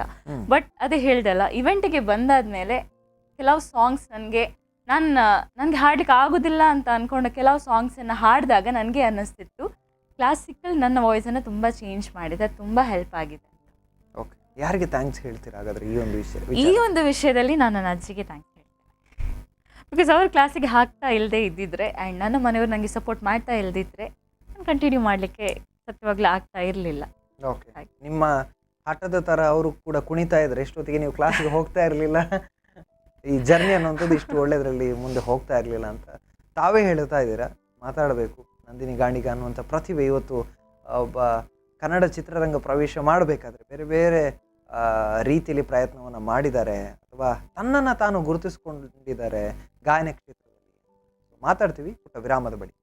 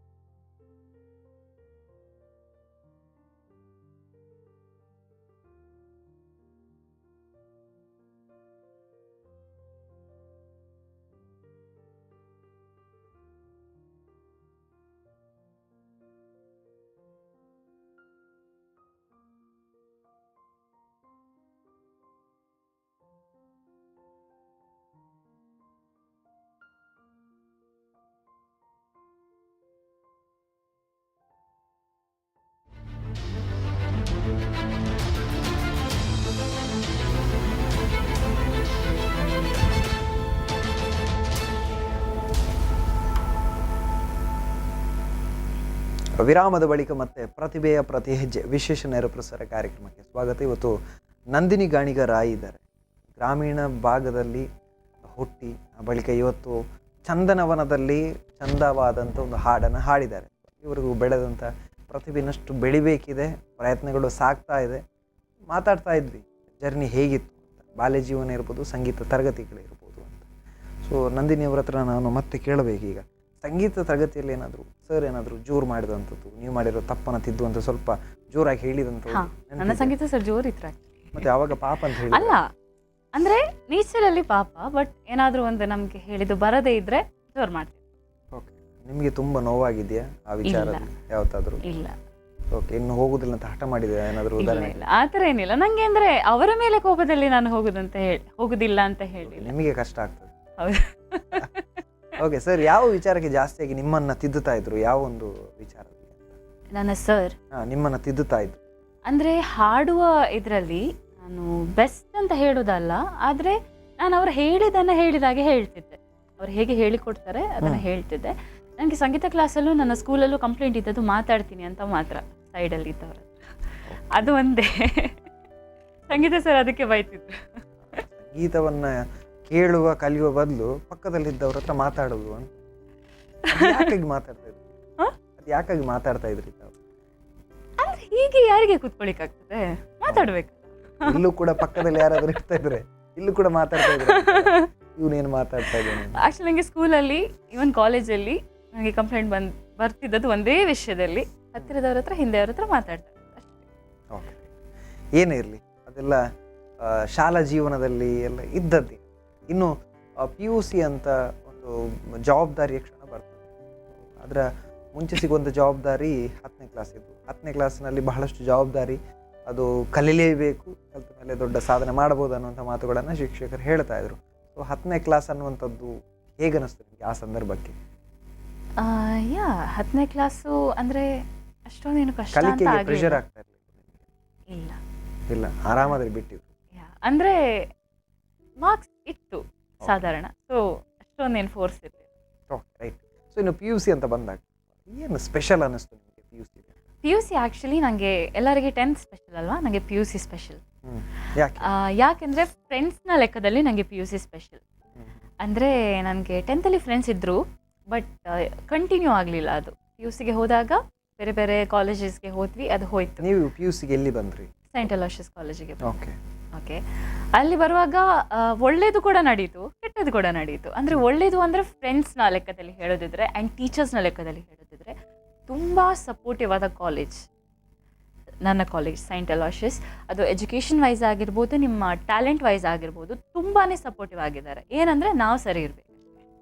ಸೊ ಅಲ್ಲಿ ಅಂದರೆ ನನಗೆ ನನ್ನ ಫ್ರೆಂಡ್ಸ್ ಸಿಕ್ಕಿದ್ರು, ತುಂಬ ಜನ ಫ್ರೆಂಡ್ಸ್ ಸಿಕ್ಕಿದ್ರು. ಅದರಲ್ಲಿ ಒಬ್ಬಳಂತೂ she is my best friend ಇವತ್ತಿನ ತನಕ ಕೂಡ. ಅಂದರೆ PUC ಆದಮೇಲೆ ನಾನು ಡಿಗ್ರಿಗೆ ಬಂದೆ, ಅವಳು ಬೇರೆ ಕೋರ್ಸಿಗೆ ಹೋದ್ಲು, ಬಟ್ ಸ್ಟಿಲ್ ಈವನ್ ನಾವು ತುಂಬ ತುಂಬ ತುಂಬ ಒಳ್ಳೆ ಬೆಸ್ಟ್ ಫ್ರೆಂಡ್ಸ್. ಸೊ PUC ನನಗೆ ಅವಳನ್ನು ಕೊಟ್ಟಿದೆ ಒಂದು. ಆ್ಯಂಡ್ ಇನ್ನೊಂದು ಅಂದರೆ ಅದೊಂದು ತುಂಬ ಒಳ್ಳೆ ಎಕ್ಸ್ಪೀರಿಯನ್ಸ್. ನಾನು ತುಂಬ ಎಂಜಾಯ್ ಮಾಡಿದ್ದಂದರೆ PUCಯಲ್ಲಿ. ಅಂದರೆ ಅಷ್ಟೊಂದೇನು ಕಂಪ್ಲೇಂಟ್ಸ್ ಬರ್ತಾ ಇರಲಿಲ್ಲ ನಮಗೆ, ಅಂದರೆ ನನಗೆ ಮತ್ತು ಅವಳಿಗೆ. ನಾವಿಬ್ಬರು ಒಟ್ಟಿಗೆ ಕೂತ್ಕೊಳ್ತಾ ಇದ್ವಿ, ನಾವು ಮಾತಾಡುತ್ತೀವಿ ಅಂತ ಒಂದು ಕಂಪ್ಲೇಂಟ್ ಬಿಟ್ಟರೆ ಬೇರೆ ಅಷ್ಟೊಂದೇನು ಕಂಪ್ಲೇಂಟ್ ಬರ್ತಾ ಇರಲಿಲ್ಲ. ಬಟ್ ನಾವು ಎಂಜಾಯ್ ಮಾಡಿದ್ದೇವೆ ನಮ್ಮ ಲೈಫನ್ನು, ಅಲಾಂಗ್ ವಿತ್ ಮಾರ್ಕ್ಸ್ ಕೂಡ ಇತ್ತು. ಆ್ಯಂಡ್ ಸಿಂಗಿಂಗ್ ವೈಸ್ ಹೇಳಬೇಕಿದ್ರೆ PU ನನಗೆ ಅಷ್ಟೊಂದು ಒಳ್ಳೇದಿರಲಿಲ್ಲ. ಓಕೆ, ಸಿಂಗಿಂಗ್ ವೈಸ್ ಬಿಟ್ಟು ಬೇರೆ ರೀತಿಯಲ್ಲಿ ಎಲ್ಲವೂ ಕೂಡ PUC ತುಂಬಾ ಸ್ಪೆಷಲ್ ಅಂತ ಹೇಳಿ. ಫ್ರೆಂಡ್ಸ್ ಒಳ್ಳೆ ಸಿಕ್ಕಿದ್ರು ಅಂತ ಏನಾದರೂ ಒಳ್ಳೆ ನೆನಪುಗಳಿದೆಯಾ ಫ್ರೆಂಡ್ಸ್ ಜೊತೆ ಕಳೆದಂಥ ಯಾವುದಾದ್ರು ಒಳ್ಳೆ ನೆನಪು ಅಂತ? ಹಾಂ, ಅಂದರೆ ನಮಗೆ ಒಂದು ಖುಷಿ ಇತ್ತು. ಏನಂದರೆ ಲೈಕ್ ಕಂಪ್ಲೇಂಟ್ಸ್ ಇರಲಿಲ್ಲ ನಮ್ಮ ಮೇಲೆ, ಬಟ್ ನಾವು ಜಾಲಿಯಾಗಿದ್ವಿ ಹಾಗೆ. ಅಂದರೆ ಅಷ್ಟೊಂದು ಏನು ಹೇಳ್ತೀವಿ ನಾವು, ಅಷ್ಟೊಂದು ಡಿಸ್ರೆಸ್ಪೆಕ್ಟ್ ಮಾಡೋದು ಆ ಥರ ಎಲ್ಲ ನೇಚರ್ ನಮ್ದು ಆಗಿರಲಿಲ್ಲ. ಬಟ್ ನಾವು ನಮ್ಮ ಕಂಪನಿಯನ್ನು ಎಂಜಾಯ್ ಮಾಡಿ ಕ್ಲಾಸಸ್ ಜೊತೆಗೆ ಹೋಗ್ತಾ ಇದ್ವಿ. ಒಂದು ಬೇಸರ ಕಾಡ್ತಾ ಇರಲಿಲ್ವಾ? ಸಿಂಗಿಂಗ್ ಕೂಡ ಅಲ್ಲಿ ಕೂಡ ಚೆನ್ನಾಗಿ ಸಿಗಬೇಕಿತ್ತು ನನ್ನ ಜರ್ನಿ. ನನಗೆ ಬೇಸರ ಅಂದರೆ ನಾನು 10th ತನಕ ಸ್ಕೂಲಲ್ಲೆಲ್ಲ ಇಂಟರ್ ಕಾಲೇಜಿಗಾಗಲಿ ಎಲ್ಲ ನನ್ನನ್ನು ಸೆಲೆಕ್ಟ್ ಮಾಡ್ತಿದ್ರಲ್ವಾ. ಸೊ ಅದೇ ಕಾನ್ಫಿಡೆನ್ಸಲ್ಲಿ ಹೋದೆ PUCಗೆ. ಎಲ್ಲ ಸಲ ಎಷ್ಟು ಬೇಕಾದ್ರೆ ಇವೆಂಟ್ಸ್ ಉಂಟು, ಜಾಲಿ ಮಾಡ್ಬೋದು ಅಂತ. But once you go inside, ಎಜುಕೇಷನಿಗೆ ತುಂಬ ಇಂಪಾರ್ಟೆನ್ಸ್ ಕೊಡ್ತಾರೆ ನಮ್ಮ ಕಾಲೇಜಲ್ಲಿ. ಆ್ಯಂಡ್ ಇವೆಂಟ್ಸಿಗೂ ಕೊಡ್ತಾರೆ. ಅದರ ವಿಷಯ ಏನಂದರೆ ಎಲ್ಲ ಇವೆಂಟ್ಸಿಗೂ ಆಡಿಷನ್ಸ್ ಇರುತ್ತೆ ಅಲ್ಲಿ. ಓಕೆ, ಡೈರೆಕ್ಟ್ ಸೆಲೆಕ್ಷನ್ ಅಂತ ಏನೂ ಇಲ್ಲ. ನಿಮ್ಮೊಳಗೇನೆ ಕಾಂಪಿಟೇಷನ್. ಎಸ್, ಅಂದರೆ ನಮ್ಮದು ಥೌಸಂಡ್ಸ್ ಆಫ್ ಸ್ಟೂಡೆಂಟ್ಸ್ ಇದ್ದರು ನಮ್ಮ ಕಾಲೇಜಲ್ಲಿ. ಅಂದರೆ ಬ್ಯಾಚ್ ಅಂತ ಹೇಳಿದರೆ ಎಷ್ಟೋ batch, thousands of people. So ಹಾಗಾಗಿ ಅವರಿಗೆ ಬೇರೆ ಚಾಯ್ಸ್ ಇಲ್ಲ, ಅವ್ರು ಆಡಿಷನ್ ಮಾಡಲೇಬೇಕಾಗ್ತದೆ. So first year musical day audition ಕೊಟ್ಟೆ, ಕಂಪ್ಲೀಟ್ಲಿ ರಿಜೆಕ್ಟ್ ಆದೆ. ಅದಾದಮೇಲೆ ಸೆಕೆಂಡ್ ಇಯರ್ ಆಡಿಷನ್ ಕೊಟ್ಟೆ, ಸೆಕೆಂಡ್ ಇಯರ್ಲೂ ರಿಜೆಕ್ಟ್ ಆದೆ. ಸೊ ನನಗೆ PUCಯಲ್ಲಿ ಆ ಸ್ಟೇಜಲ್ಲಿ ಹಾಡಬೇಕಂತ ಇದ್ದ ಆಸೆ ಅದು ಫುಲ್ಫಿಲ್ ಆಗಲಿಲ್ಲ. ಬಟ್ PUCಯಲ್ಲಿ ನಾನು ಭರತನಾಟ್ಯಂ ಟೀಮಲ್ಲಿದ್ದೆ, ಕಾಲೇಜ್ ಭರತನಾಟ್ಯಂ ಟೀಮಲ್ಲಿ. ಬಟ್ ನನಗೆ ಮ್ಯೂಸಿಕಲ್ ಡೇಗೆ ಸೆಲೆಕ್ಟ್ ಆಗಲಿಲ್ಲ ಅಂತ ಒಂದು ಬೇಜಾರು ಯಾವಾಗಲೂ ಇತ್ತು. ಆ್ಯಂಡ್ ಅಲ್ಲಿ ತನಕ ನಾನು ಅಂದ್ಕೊಂಡಿದ್ದೆ ನಾನು ಮಾಡಿದ ಪ್ರಾಕ್ಟೀಸ್, ನನ್ನ ಎಫರ್ಟ್ಸ್ ಸಾಕು ಅಂತ. ಬಟ್ ಅಲ್ಲಿ ರಿಜೆಕ್ಟ್ ಆದಮೇಲೆ ಆ್ಯಂಡ್ ಬೇರೆ ಕಂಟೆಸ್ಟೆಂಟ್ಸನ್ನು ನೋಡಿದಾಗ ಫೀಲ್ ಆಯಿತು, ಈಗ ಇರುವ ಏನು ಎಫರ್ಟ್ ಏನು ಹಾಕ್ತಿದ್ದೀನಿ ನಾನು ಅದು ನಿಜವಾಗ್ಲೂ ಏನೂ ಸಾಕಾಗ್ತಿಲ್ಲ. ಓಕೆ, ಅಂದರೆ ಸೆಲೆಕ್ಟ್ ಮಾಡಲಿಲ್ಲ ಅಂತ ಅಲ್ಲ, ಸೆಲೆಕ್ಟ್ ಮಾಡುವ ಕೆಪಾಸಿಟಿ ಆಗ ನನ್ನ ಹತ್ರ ಇರಲಿಲ್ಲ ಅಂತ ನನಗೆ ಅನ್ನಿಸ್ತಿದೆ. ಯಾಕಂದರೆ ಕಂಟೆಸ್ಟೆಂಟ್ಸ್ ಯಾರೆಲ್ಲ ಇದ್ದರು ಆಲ್ರೆಡಿ ಅವರು ಲೈವ್ ಪರ್ಫಾರ್ಮೆನ್ಸ್ ಕೊಡ್ತಿರೋ ಆರ್ಟಿಸ್ಟ್ಗಳು ನಮ್ಮ ಕಾಲೇಜಲ್ಲಿ ಆಗಲೇ ಇದ್ದರು. ಸೊ ಅವ್ರ ಮುಂದೆ ಒಬ್ವಿಯಸ್ಲಿ ಎಸ್ ನನ್ನ ಎಫರ್ಟ್ ಏನೂ ಇರಲಿಲ್ಲ. ಅದಾದಮೇಲೆ ಎಫರ್ಟ್ ಹಾಕಿದೆ, ನಾನು ಟ್ರೈ ಮಾಡಿದೆ ಏನಾದರೂ ಒಂದು ಸಣ್ಣ ಸಾಧನೆ ಆದರೂ ಸಿಂಗಿಂಗಲ್ಲಿ ಮಾಡಬೇಕು ಅಂತ. ಬಿಕಾಸ್ ದೇವರು ಕೊಟ್ಟಿದ್ದಾರಲ್ವ ಒಂದು ವಾಯ್ಸ್, ಒಂದು ಸಣ್ಣ ಮಟ್ಟದಲ್ಲಿ ಆದರೂ ಒಂದು ವಾಯ್ಸ್ ಕೊಟ್ಟಿದ್ದಾರೆ. ಸೊ ಅದನ್ನು ಮಿಸ್ಯೂಸ್ ಮಾಡೋದು ಬೇಡ ಅಂತ ಹೇಳಿ ಎಫರ್ಟ್ಸ್ ಹಾಕಿ ಡಿಗ್ರಿಗೆ ಬಂದಾದ್ಮೇಲೆ PUC ಅನ್ನುವಂಥದ್ದು ತುಂಬಾನೇ ಸಂಭ್ರಮ ಕೊಡ್ತು, ಖುಷಿ ಕೊಡ್ತು, ಎಲ್ಲವೂ ಕೊಡ್ತು. ಆದರೆ ಪ್ರತಿಭೆ ಅನ್ನುವಂಥದ್ದು ಬಂದಾಗ ಒಂದೊಳ್ಳೆ ವೇದಿಕೆಗಳು ಅಲ್ಲಿ ಮಿಸ್ ಆಯಿತು. ಮಿಸ್ ಆಗಿದ್ವು ಯಾಕೆ ಅಂತ ಪ್ರಶ್ನೆ ಅವರು ಮಾಡ್ಕೊಳ್ತಾರೆ. ಆವಾಗ ಬಂದದ್ದೇ ಅವರಲ್ಲಿರುವಂಥ ಪ್ರತಿಭೆಯ ಬಗ್ಗೆ, ಅವ್ರು ಮಾಡ್ಕೊಂಡಿರುವಂಥ ಪ್ರಯತ್ನಗಳಿರ್ಬೋದು ಅಥವಾ ಎಫರ್ಟ್ಸ್ ಇರ್ಬೋದು, ಸಾಕಾಗಲ್ಲ ಅಲ್ಲಿ ಆ ರೀತಿಯ ಕಾಂಪಿಟೇಷನ್ ಇರುತ್ತೆ ಅಂತ. ಸೊ ಮತ್ತೆ ತಯಾರಾಗಬೇಕು, ಮತ್ತೆ ಪ್ರಯತ್ನವನ್ನು ಮಾಡಬೇಕು, ಹಠ ಬಿಡಲಿಲ್ಲ. ಮನಸ್ಸಿನೊಳಗೆ ಒಂದು ಭಾವನೆ ಇತ್ತು, ಒಳ್ಳೆಯ ಗಾಯನದ ಪ್ರತಿಭೆ ನನ್ನಲ್ಲಿ ಇದೆ, ಧ್ವನಿ ಇದೆ ದೇವರು ಕೊಟ್ಟಂಥದ್ದು, ಇಷ್ಟು ಜನ ಸಪೋರ್ಟ್ ಮಾಡಿದರೆ ಸುಮ್ಮನೆ ಇರಬಾರ್ದು ಅಂತ. ಅದೆಲ್ಲ ಸಾಕಾರಗೊಂಡಿದ್ದು PUCಯ ಬಳಿಕ. ಸೊ ಡಿಗ್ರಿಗೆ ಎಂಟರ್ ಆದ ಆ ಸಂದರ್ಭಕ್ಕೆ PUC ಅನ್ನುವಂಥ ಒಂದು ಒಳ್ಳೆಯ ಮೆಮೊರೇಬಲ್ ಪ್ಯಾಕೇಜನ್ನು ಮಿಸ್ ಮಾಡ್ಕೊಳ್ತೀರ ಅನ್ನುವಂಥದ್ದು ಆಯ್ತು ನಿಮಗೆ ಆ ಸಂದರ್ಭ? ಹೌದು, ಅಂದರೆ ಫಸ್ಟ್ ಆಫ್ ಆಲ್ ನನ್ನ ಫ್ರೆಂಡ್ ಇರಲಿಲ್ಲ ಡಿಗ್ರಿಯಲ್ಲಿ, ಅವಳು ಬೇರೆ ಕೋರ್ಸ್, ನಾನು ಬೇರೆ ಕೋರ್ಸ್ ತಗೊಂಡೆ. ಸೊ ಅಲ್ಲಿ ಆಗ ಒಂದು ಮಿಸ್ಸಿಂಗ್ ಫೀಲ್ ಇತ್ತು ಫಸ್ಟಿಗೆ ಎಂಟರ್ ಆಗುವಾಗ. ನೀವು ಯಾವ ಕೋರ್ಸ್ ಅನ್ನು ಚೂಸ್? ನಾನು BSc ಚೂಸ್ ಮಾಡಿದೆ. ಸೊ BScಗೆ ಬಂದ ಅದು ಇಷ್ಟ ಇದ್ದು ನೀವು ಚೂಸ್ ಮಾಡಿದ್ರೆ? ಅದಿಷ್ಟ ಆದರೆ ಹೌದೌದು ಅದಿಷ್ಟ ಇದೆ. ಅಂದರೆ ನನಗೆ ಮನೆಯಲ್ಲಿ ಇದೇ ಆಗಬೇಕು ಅದೇ ಆಗಬೇಕು ಅದೇನು ಆ ಥರ ಇರಲಿಲ್ಲ. ನಿನಗೆ ಯಾವ ಕಾಲೇಜಿಗೆ ಹೋಗಬೇಕು ಹೋಗು, ನಿಂಗೆ ಎಂತ ಮಾಡಬೇಕು ಆಗು. ಬಟ್ ನನ್ನ ಮನೆಯವರ ಇಂಟೆನ್ಷನ್ ಒಂದೇ, ನಾನು ಇಂಡಿಪೆಂಡೆಂಟ್ ಆಗಬೇಕು ಅಂತ ಅಷ್ಟೇ. ಅಂದರೆ ಒಂದು ಜಾಬ್ ಇರಬೇಕು ನನಗೆ ಅಂತ ಅಷ್ಟೇ ಅವರ ಫೋರ್ಸ್. ಬೇರೆ ಏನು ನನ್ನ ಮನೆಯಿಂದ ಪ್ರೆಷರ್ ಅಂತ ಏನೂ ಇಲ್ಲ. ಸೊ ಕಾಲೇಜ್ ಚಾಯ್ಸ್ ಕೂಡ ನಂದೇ. ಸೊ ಕೋರ್ಸ್ ಚಾಯ್ಸ್ ಕೂಡ ನಾನೇ ಮಾಡಿದ್ದು. ಓಕೆ, ಕಾಲೇಜ್ ಕೂಡ ಅಲ್ಲೇ ಚೂಸ್ ಮಾಡಿದ್ರೆ ಹೇಗೆ? ಏನು ಕಾಲೇಜ್ ಯಾವ್ದು ಅಂತ? ಅದೇ ಸೆಂಟ್ ಅಲೋಷಿಯಸ್ಸೇ ಹೋದದ್ದು ಡಿಗ್ರಿಗೆ ಕೂಡ. Wonderful experience. ಆಬ್ವಿಯಸ್ಲಿ ಆ ಕಾಲೇಜನ್ನು ಯಾರೂ ಮಿಸ್ ಮಾಡೋದಿಲ್ಲ. ಎಲ್ಲ ವೈಸ್, ಎಜುಕೇಷನ್ ವೈಸ್ ಆಗಿರ್ಬೋದು, ನಮ್ಮ ಟ್ಯಾಲೆಂಟ್ ವೈಸ್ ಆಗಿರ್ಬೋದು, ತುಂಬ ಸಪೋರ್ಟಿವ್ ಇದೆ ಅಲ್ಲಿ ಕಾಲೇಜ್. ಆ್ಯಂಡ್ ಲೆಕ್ಚರರ್ಸ್ ಕೂಡ ತುಂಬ ಸಪೋರ್ಟಿವ್ ಆಗಿರ್ತಾರೆ. ಅಂದರೆ ನೀವೀಗ ಪರ್ಸ್ನಲ್ ಆಗಿ ಹೋಗಿ ಮಾತಾಡಿದ್ರು, ಅವರು ಯಾವತ್ತೂ ಏನು ಇದು ಮಾಡಲ್ಲ, ನೆಗ್ಲೆಕ್ಟ್ ಮಾಡೋದಿಲ್ಲ ಅವರು ಸ್ಟೂಡೆಂಟ್ಸನ್ನು. ನಮಗೆ ಸಪೋರ್ಟ್ ಬೇಕಿದ್ರೆ ಅವರು ಅಲ್ಟ್ರಾ ಸಪೋರ್ಟ್ ಕೊಡ್ತಾರೆ ಅಲ್ಲಿ. ಸೊ ಹಾಗಾಗಿ ನಮ್ಮ ಎಫರ್ಟ್ಸ್ ಮಾತ್ರ ಇರಬೇಕು. ನಮ್ಮ ಎಫರ್ಟ್ಸ್ ಇರಬೇಕು ಆಬ್ವಿಯಸ್ಲಿ. ಸೊ ಹಾಗೆ ನಾನು ಡಿಗ್ರಿ ಅಲ್ಲಿ ಚೂಸ್ ಎಂಟರ್ ಆದ್ರಿ. ಅಂದ್ರೆ ನಿಮಗೆ ಒಂದು ಹೆಜ್ಜೆ ಇಡುವಾಗಲೇ ಏನು ಅನಿಸ್ತು? ಅಂದ್ರೆ PUC ಒಂದು ಒಳ್ಳೆ ಜರ್ನಿ ಸಿಕ್ಕಿತ್ತು, ಆದ್ರೆ ನೀವು ಡಿಗ್ರಿಗೆ ಕಾಲಿಡುವಾಗ ಅನ್ಕೊಂಡಿದ್ರ ಇಲ್ಲಿಂದ ಏನಾದ್ರು ಬದಲಾಗುತ್ತೆ ಅನ್ನುವಂತ?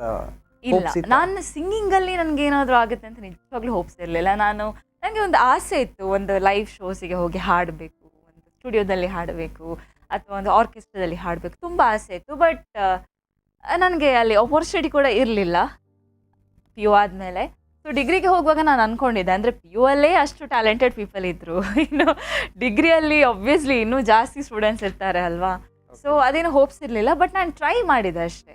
ಬಟ್ ಎಫರ್ಟ್ಸ್ PU ಅಲ್ಲಿ ಇದ್ದಕ್ಕಿಂತ ಸ್ವಲ್ಪ ಜಾಸ್ತಿ ಎಫರ್ಟ್ ಹಾಕಿದ್ದೇನೆ ಸಿಂಗಿಂಗಿಗೆ. ಓಕೆ, ಅದು ಎಫರ್ಟ್ಸ್ ಜಾಸ್ತಿ ಹಾಕೋದಕ್ಕೆ ರೀಸನ್ ಏನಿರ್ಬೋದು ಅಂತ ಏನು ತಯಾರು ಮಾಡ್ಕೊಂಡಿದ್ರೆ ನೀವು ಅದಕ್ಕಿಂತ ಮುಂಚೆನೆ? ಡಿಗ್ರಿ ಹೋದಾಗ ನಾನು ಈಗ ನಂದಿನಿ ಇಷ್ಟು ಬದಲಾಗಬೇಕನ್ನುವಂಥ ಟಾರ್ಗೆಟ್ ಇಟ್ಟಿದ್ರೆ ಹೇಗೆ ಅಂತ? ಟಾರ್ಗೆಟ್ ಇಲ್ಲ, ಆ್ಯಕ್ಚುಲಿ ಇಲ್ಲ. ನಾನು ಯಾವತ್ತೂ ಟಾರ್ಗೆಟ್ ಜಾಸ್ತಿಯಾಗಿ ಇಟ್ಕೊಳ್ಳೋದಿಲ್ಲ. ಯಾಕಂದರೆ ಟಾರ್ಗೆಟ್ಸ್ ಇಟ್ಕೊಂಡು ಎಕ್ಸ್ಪೆಕ್ಟೇಷನ್ಸ್ ಇಟ್ಕೊಂಡಿದ್ರೆ ಅದೊಂದು ವೇಳೆ ಆಗದಿದ್ದರೆ ತುಂಬ ಬೇಜಾರಾಗ್ತದೆ ನನಗೆ. ತುಂಬ ಅಂದರೆ ತುಂಬಾ ಬೇಜಾರಾಗ್ತದೆ. ಅಂದರೆ ಕೆಲವರು ಲೈಕ್ ಕಾಮ್ ಆ್ಯಂಡ್ ಕೂಲ್ ಆಗಿ ಕೊಂಡು ಹೋಗ್ತಾರಲ್ಲ, ಫೈನ್ ಅದಲ್ಲ ಇದ್ರೆ ಇದು ಅಂತ. ಬಟ್ ನನಗೆ ಆಗಲ್ಲ. ನನಗೆ ಆಗಬೇಕಂತಿದ್ರೆ ಅದು ಆಗದಿದ್ದರೆ ತುಂಬ ನೋವಾಗ್ತದೆ. ಅದು ನನಗೆ ಗೊತ್ತಿರೋ ಕಾರಣ ನಾನು ಯಾವ ಥರ ಎಕ್ಸ್ಪೆಕ್ಟೇಷನ್ ಇಡಲಿಲ್ಲ. ಒಂದು ಕರೆ ಇದೆ. ಹಲೋ ಹಲೋ ಹಲೋ, ನಮಸ್ತೆ. ತಮ್ಮ ಹೆಸರು, ಎಲ್ಲಿಂದ ಕರೆ ಮಾಡ್ತಾ ಇದ್ದೀರಾ? ಓಕೆ, ಹಾ. ಮಾತಾಡಿ. ನಮಸ್ತೆ ಮೇಡಮ್.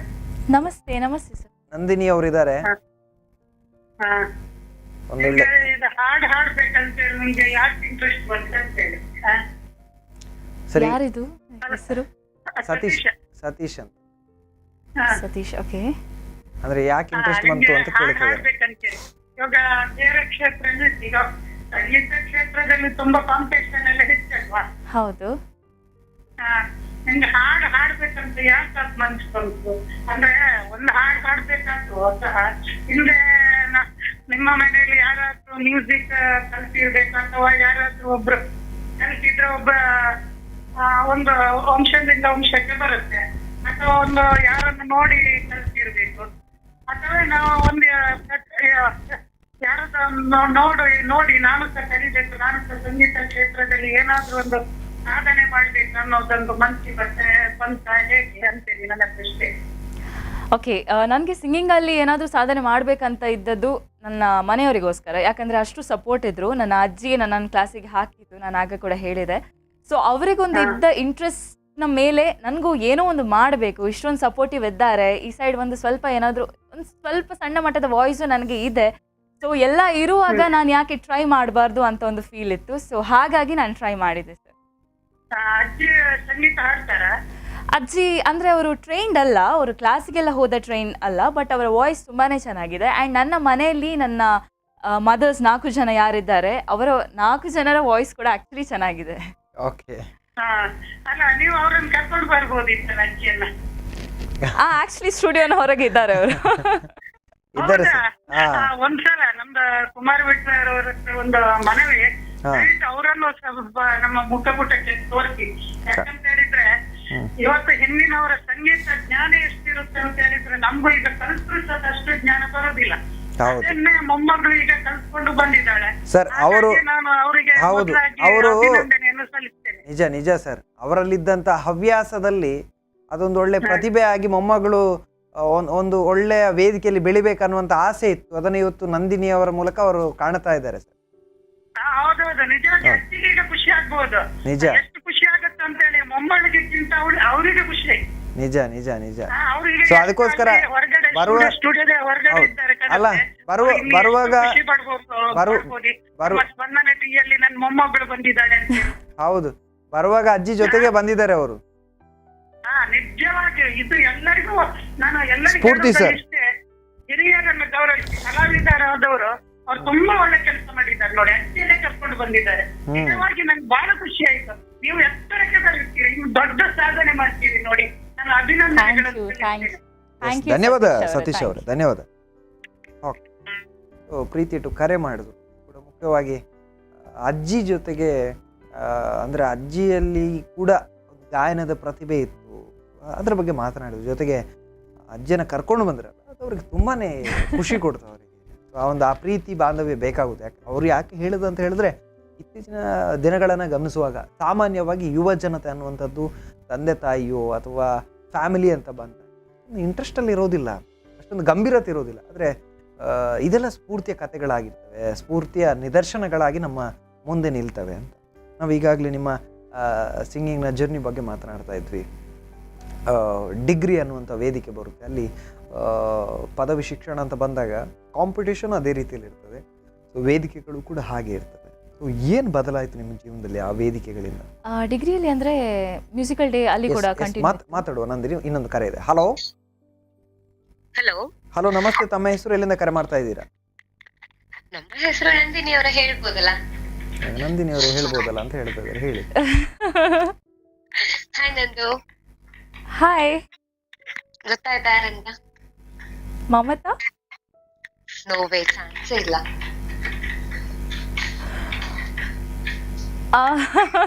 ಕನ್ಫ್ಯೂಷನ್ ಅಲ್ಲಿ ಬ್ಲಾಕ್ ಆಗಿದ್ದಾರೆ. ಅದಂದ್ರೆ ಕಾಲ್ ಅಲ್ಲಿ ವಾಯ್ಸ್ ಚೇಂಜ್ ಆಗ್ತದೆ ಅಲ್ವಾ?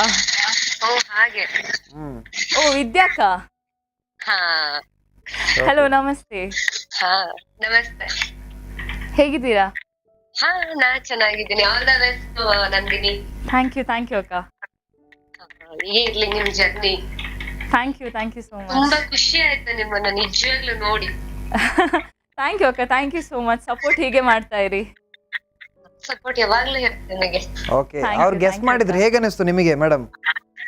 ಇಷ್ಟ ಮಾಡ್ತಾರೆ, ಯಾಕಂದ್ರೆ ನಮ್ ಹುಡುಗಿ ಅಲ್ವಾ. ಗೆಸ್ ಮಾಡಲೇಬೇಕು ಅಲ್ಲ? ಹ್ಮ್. Okay, right. ನಿಮ್ಮ ವಿಶ್ವಾಸ ಹೀಗೆ ಇರಲಿ ನಂದಿನಿ ಮೇಲೆ. ಓಕೆ ಓಕೆ ಧನ್ಯವಾದ madam. Thank you. Okay. Right. So ಬಹಳಷ್ಟು ಖುಷಿಯಿಂದ ಕರೆ ಮಾಡೋದ್ರ ಜೊತೆಗೆ ಗೆಸ್ ಮಾಡಲೇಬೇಕು ಅಂತ ಓಕೆ, ರೈಟ್. ನಾನು ಕೇಳಬೇಕು ಡಿಗ್ರಿ ಅನ್ನುವಂಥದ್ದು. ಓಕೆ, ಇನ್ನೊಂದು ಕರೆ ಬರ್ತಾ ಇದೆ. ಓಕೆ. ಹಲೋ ಹಲೋ, ಹಲೋ, ನಮಸ್ತೆ. ತಮ್ಮ ಹೆಸರು, ಎಲ್ಲಿಂದ ಕರೆ ಮಾಡ್ತಾ ಇದ್ದೀರಾ? ನನ್ನ ಹೆಸರು ಶುಭಮ್ ಅಂತ ಹೇಳಿ, ಮಂಗಳೂರಿಂದ. Okay, hi Shubham. Hi sir, how are you? ಹಾಗೆ ನಂದಿನಿ. ಓಕೆ, ಶುಭಮ್ ಕುಲಾಲ್ ಅವರ? ಹೌದು, ಶುಭಮ್ ಕುಲಾಲ್. ಓಕೆ, ಮಾತಾಡಬೇಕು ಸರ್ ತಾವು. ಹೇಳ್ಬೇಕು. ಫಸ್ಟ್ ಆಫ್ ಆಲ್ ಏನಿಲ್ಲ, ನಂದಿನಿ ಅದೇ ನಾನು ಪೋಸ್ಟರ್ ನೋಡಿದ್ದೆ. ಹಾ, ಸೊ ನೋಡಿ ತುಂಬಾ ಖುಷಿ ಆಯ್ತು. ಓಕೆ. ಅಂಡ್ ಕಾಲೇಜಿಂದ ಬಂದಾಗ ಸಡನ್ ನೆನಪಾಯ್ತು. ಆಕ್ಚುಲಿ 5 o'clock ಅಂತ ಇತ್ತು. ಹ್ಮ್ ಹಾಗೆ ಇಲ್ಲಿ ಒಂದು ಟೀ ಕುಡಿತಾ ಇದ್ದೆ. ಹ್ಮ್ ಬಟ್ ನೆನಪಾಯ್ತು, ಕಾಲ್ ಮಾಡಿದೆ. ಒಂದು 3 ಸಲ ಮಾಡಿದೆ, ಬಿಸಿ ಬಂತು. 4th ಟೈಮ್ ಕನೆಕ್ಟ್ ಆಯ್ತು. Okay, thank you. ಹೇಳಿ ಸರ್, ನಂದಿನಿ ಬಗ್ಗೆ ಹೇಳಿ.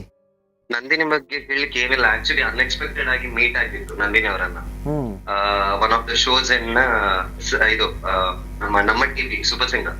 ಹ್ಮ್ ಸೊ ಅಲ್ಲಿ ನೋಡಿದ್ದೆ, ಬಟ್ ಪರಿಚಯ ಇರ್ಲಿಲ್ಲ. ಹ್ಮ್ ಲೇಟರ್ ದಿವಸ ಹೋಯ್ತು. ಅಂಡ್ ನಾನು ಸಿಕ್ಕಿದ್ದವಳನ್ನ ಎಲೋಶಿಯಸ್ ಕಾಲೇಜಲ್ಲಿ. Okay. So there we spoke, ಅಲ್ಲಿ ಮಾತಾಡಿದ್ವಿ. ಅಂದ್ರೆ ಅಲ್ಲಿ ಕಾಂಪಿಟೇಷನ್ ಇತ್ತು, ಅವ್ರು ವಿನ್ ಕೂಡ ಆಗಿದ್ದಾರೆ ಆ ಕಾಂಪಿಟೇಷನ್ ಅಲ್ಲಿ. ಓಕೆ. ಸೊ ಅಲ್ಲಿ ಪರಿಚಯ ಆಯ್ತು. And that bonding become very strong. Hmm and ಒಂದು ಒಳ್ಳೆ ಸ್ನೇಹಿತ ಆದ್ರು ಅವರು. ಹ್ಮ್ ಅಂಡ್ ಲೇಟರ್ ಆನ್ ಪ್ರೋಗ್ರಾಮ್ಸ್ ಅಲ್ಲಿ ಮೀಟ್ ಆದ್ವಿ. ಹ್ಮ್ ಹ್ಮ್ ಹ್ಮ್ ಸೊ ಹಾಗೆ ಹೀಗೆ ಫ್ರೆಂಡ್ಶಿಪ್ ಹೀಗೆ ಕಂಟಿನ್ಯೂ ಆಯ್ತು. It's all about music. Okay. And Nandini ಬಗ್ಗೆ ಒಂದು ಒಳ್ಳೆ ವಿಷಯ ಹೇಳ್ಬೇಕು ಅಂತ ಹೇಳಿದ್ರೆ, she is very down to earth. Hmm hmm hmm hmm so ಹಾಗಾಗಿ ಅವ್ರದ್ದು ಸಕ್ಸಸ್ ತುಂಬಾ ಬೇಗ ಆಯ್ತು. ಹೌದು ಥ್ಯಾಂಕ್ ಸರ್. ಯು. ಸೊ ಏನ್ ವಿಶ್ ಮಾಡ್ತೀರಾ ಸರ್ ನಂದಿನಿಗೆ? ಏನಿಲ್ಲ, ಜಸ್ಟ್ ಬಿ ದ ಸೇಮ್. ಎಷ್ಟು ಕಲಿಬೇಕು ಅಷ್ಟು ಕಲೀರಿ. ಅಂಡ್ ಎಷ್ಟು ಮುಂದೆ ಹೋಗ್ಬೇಕು ಅಷ್ಟು ಮುಂದೆ ಆಗಿ. ಅಂಡ್ ಏನೇ ಆದ್ರೂ whatever happens, always be down to earth ಅಷ್ಟೇ. ನೀವು ಎಷ್ಟು ಡೌನ್ ಟು ಅರ್ತ್ ಇರ್ತೀರಾ ಅಷ್ಟು ಸಕ್ಸಸ್ ಸಿಗುತ್ತೆ. ಅಂಡ್ ದೇವರು ಯಾವಾಗ್ಲೂ ಇರ್ತಾರೆ. And don't worry about people ಅಷ್ಟೇ. Thank you sir, thank you so Okay. Much. Thank you. ಧನ್ಯವಾದ ಸರ್ ಕರೆ ಮಾಡಿರೋದು. Thank you so much. ಅದ್ಭುತ ಗಾಯಕ ಹಾಗೆ ನಿರೂಪಕ ಶುಭಮ್ ಅವರು ಕರೆ ಮಾಡಿದ್ರು, ವಿಶ್ ಮಾಡಿದ್ರು. ನಿಮ್ಮನ್ನ ಒಂದಷ್ಟು ವೇದಿಕೆಗಳಲ್ಲಿ ಗಮನಿಸಿದ್ರು, ಆ ಬಳಿಕ ಕಾಲೇಜಲ್ಲೂ ಕೂಡ ಗಮನಿಸಿದ್ರು.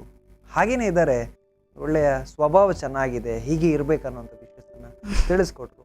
ಖಂಡಿತವಾಗ್ಲೂ ನಂದಿನಿ ಗಾಣಿಗ ಅವರು ಹಾಗೆ ಇರ್ತಾರೆ ಅನ್ನುವಂಥ ಭರವಸೆಯ ಜೊತೆ ಮತ್ತಷ್ಟು ಮಾತಾಡ್ತೀನಿ ಅವ್ರ ಜೊತೆ ಪುಟ್ಟ ವಿರಾಮದ ಬಳಿ.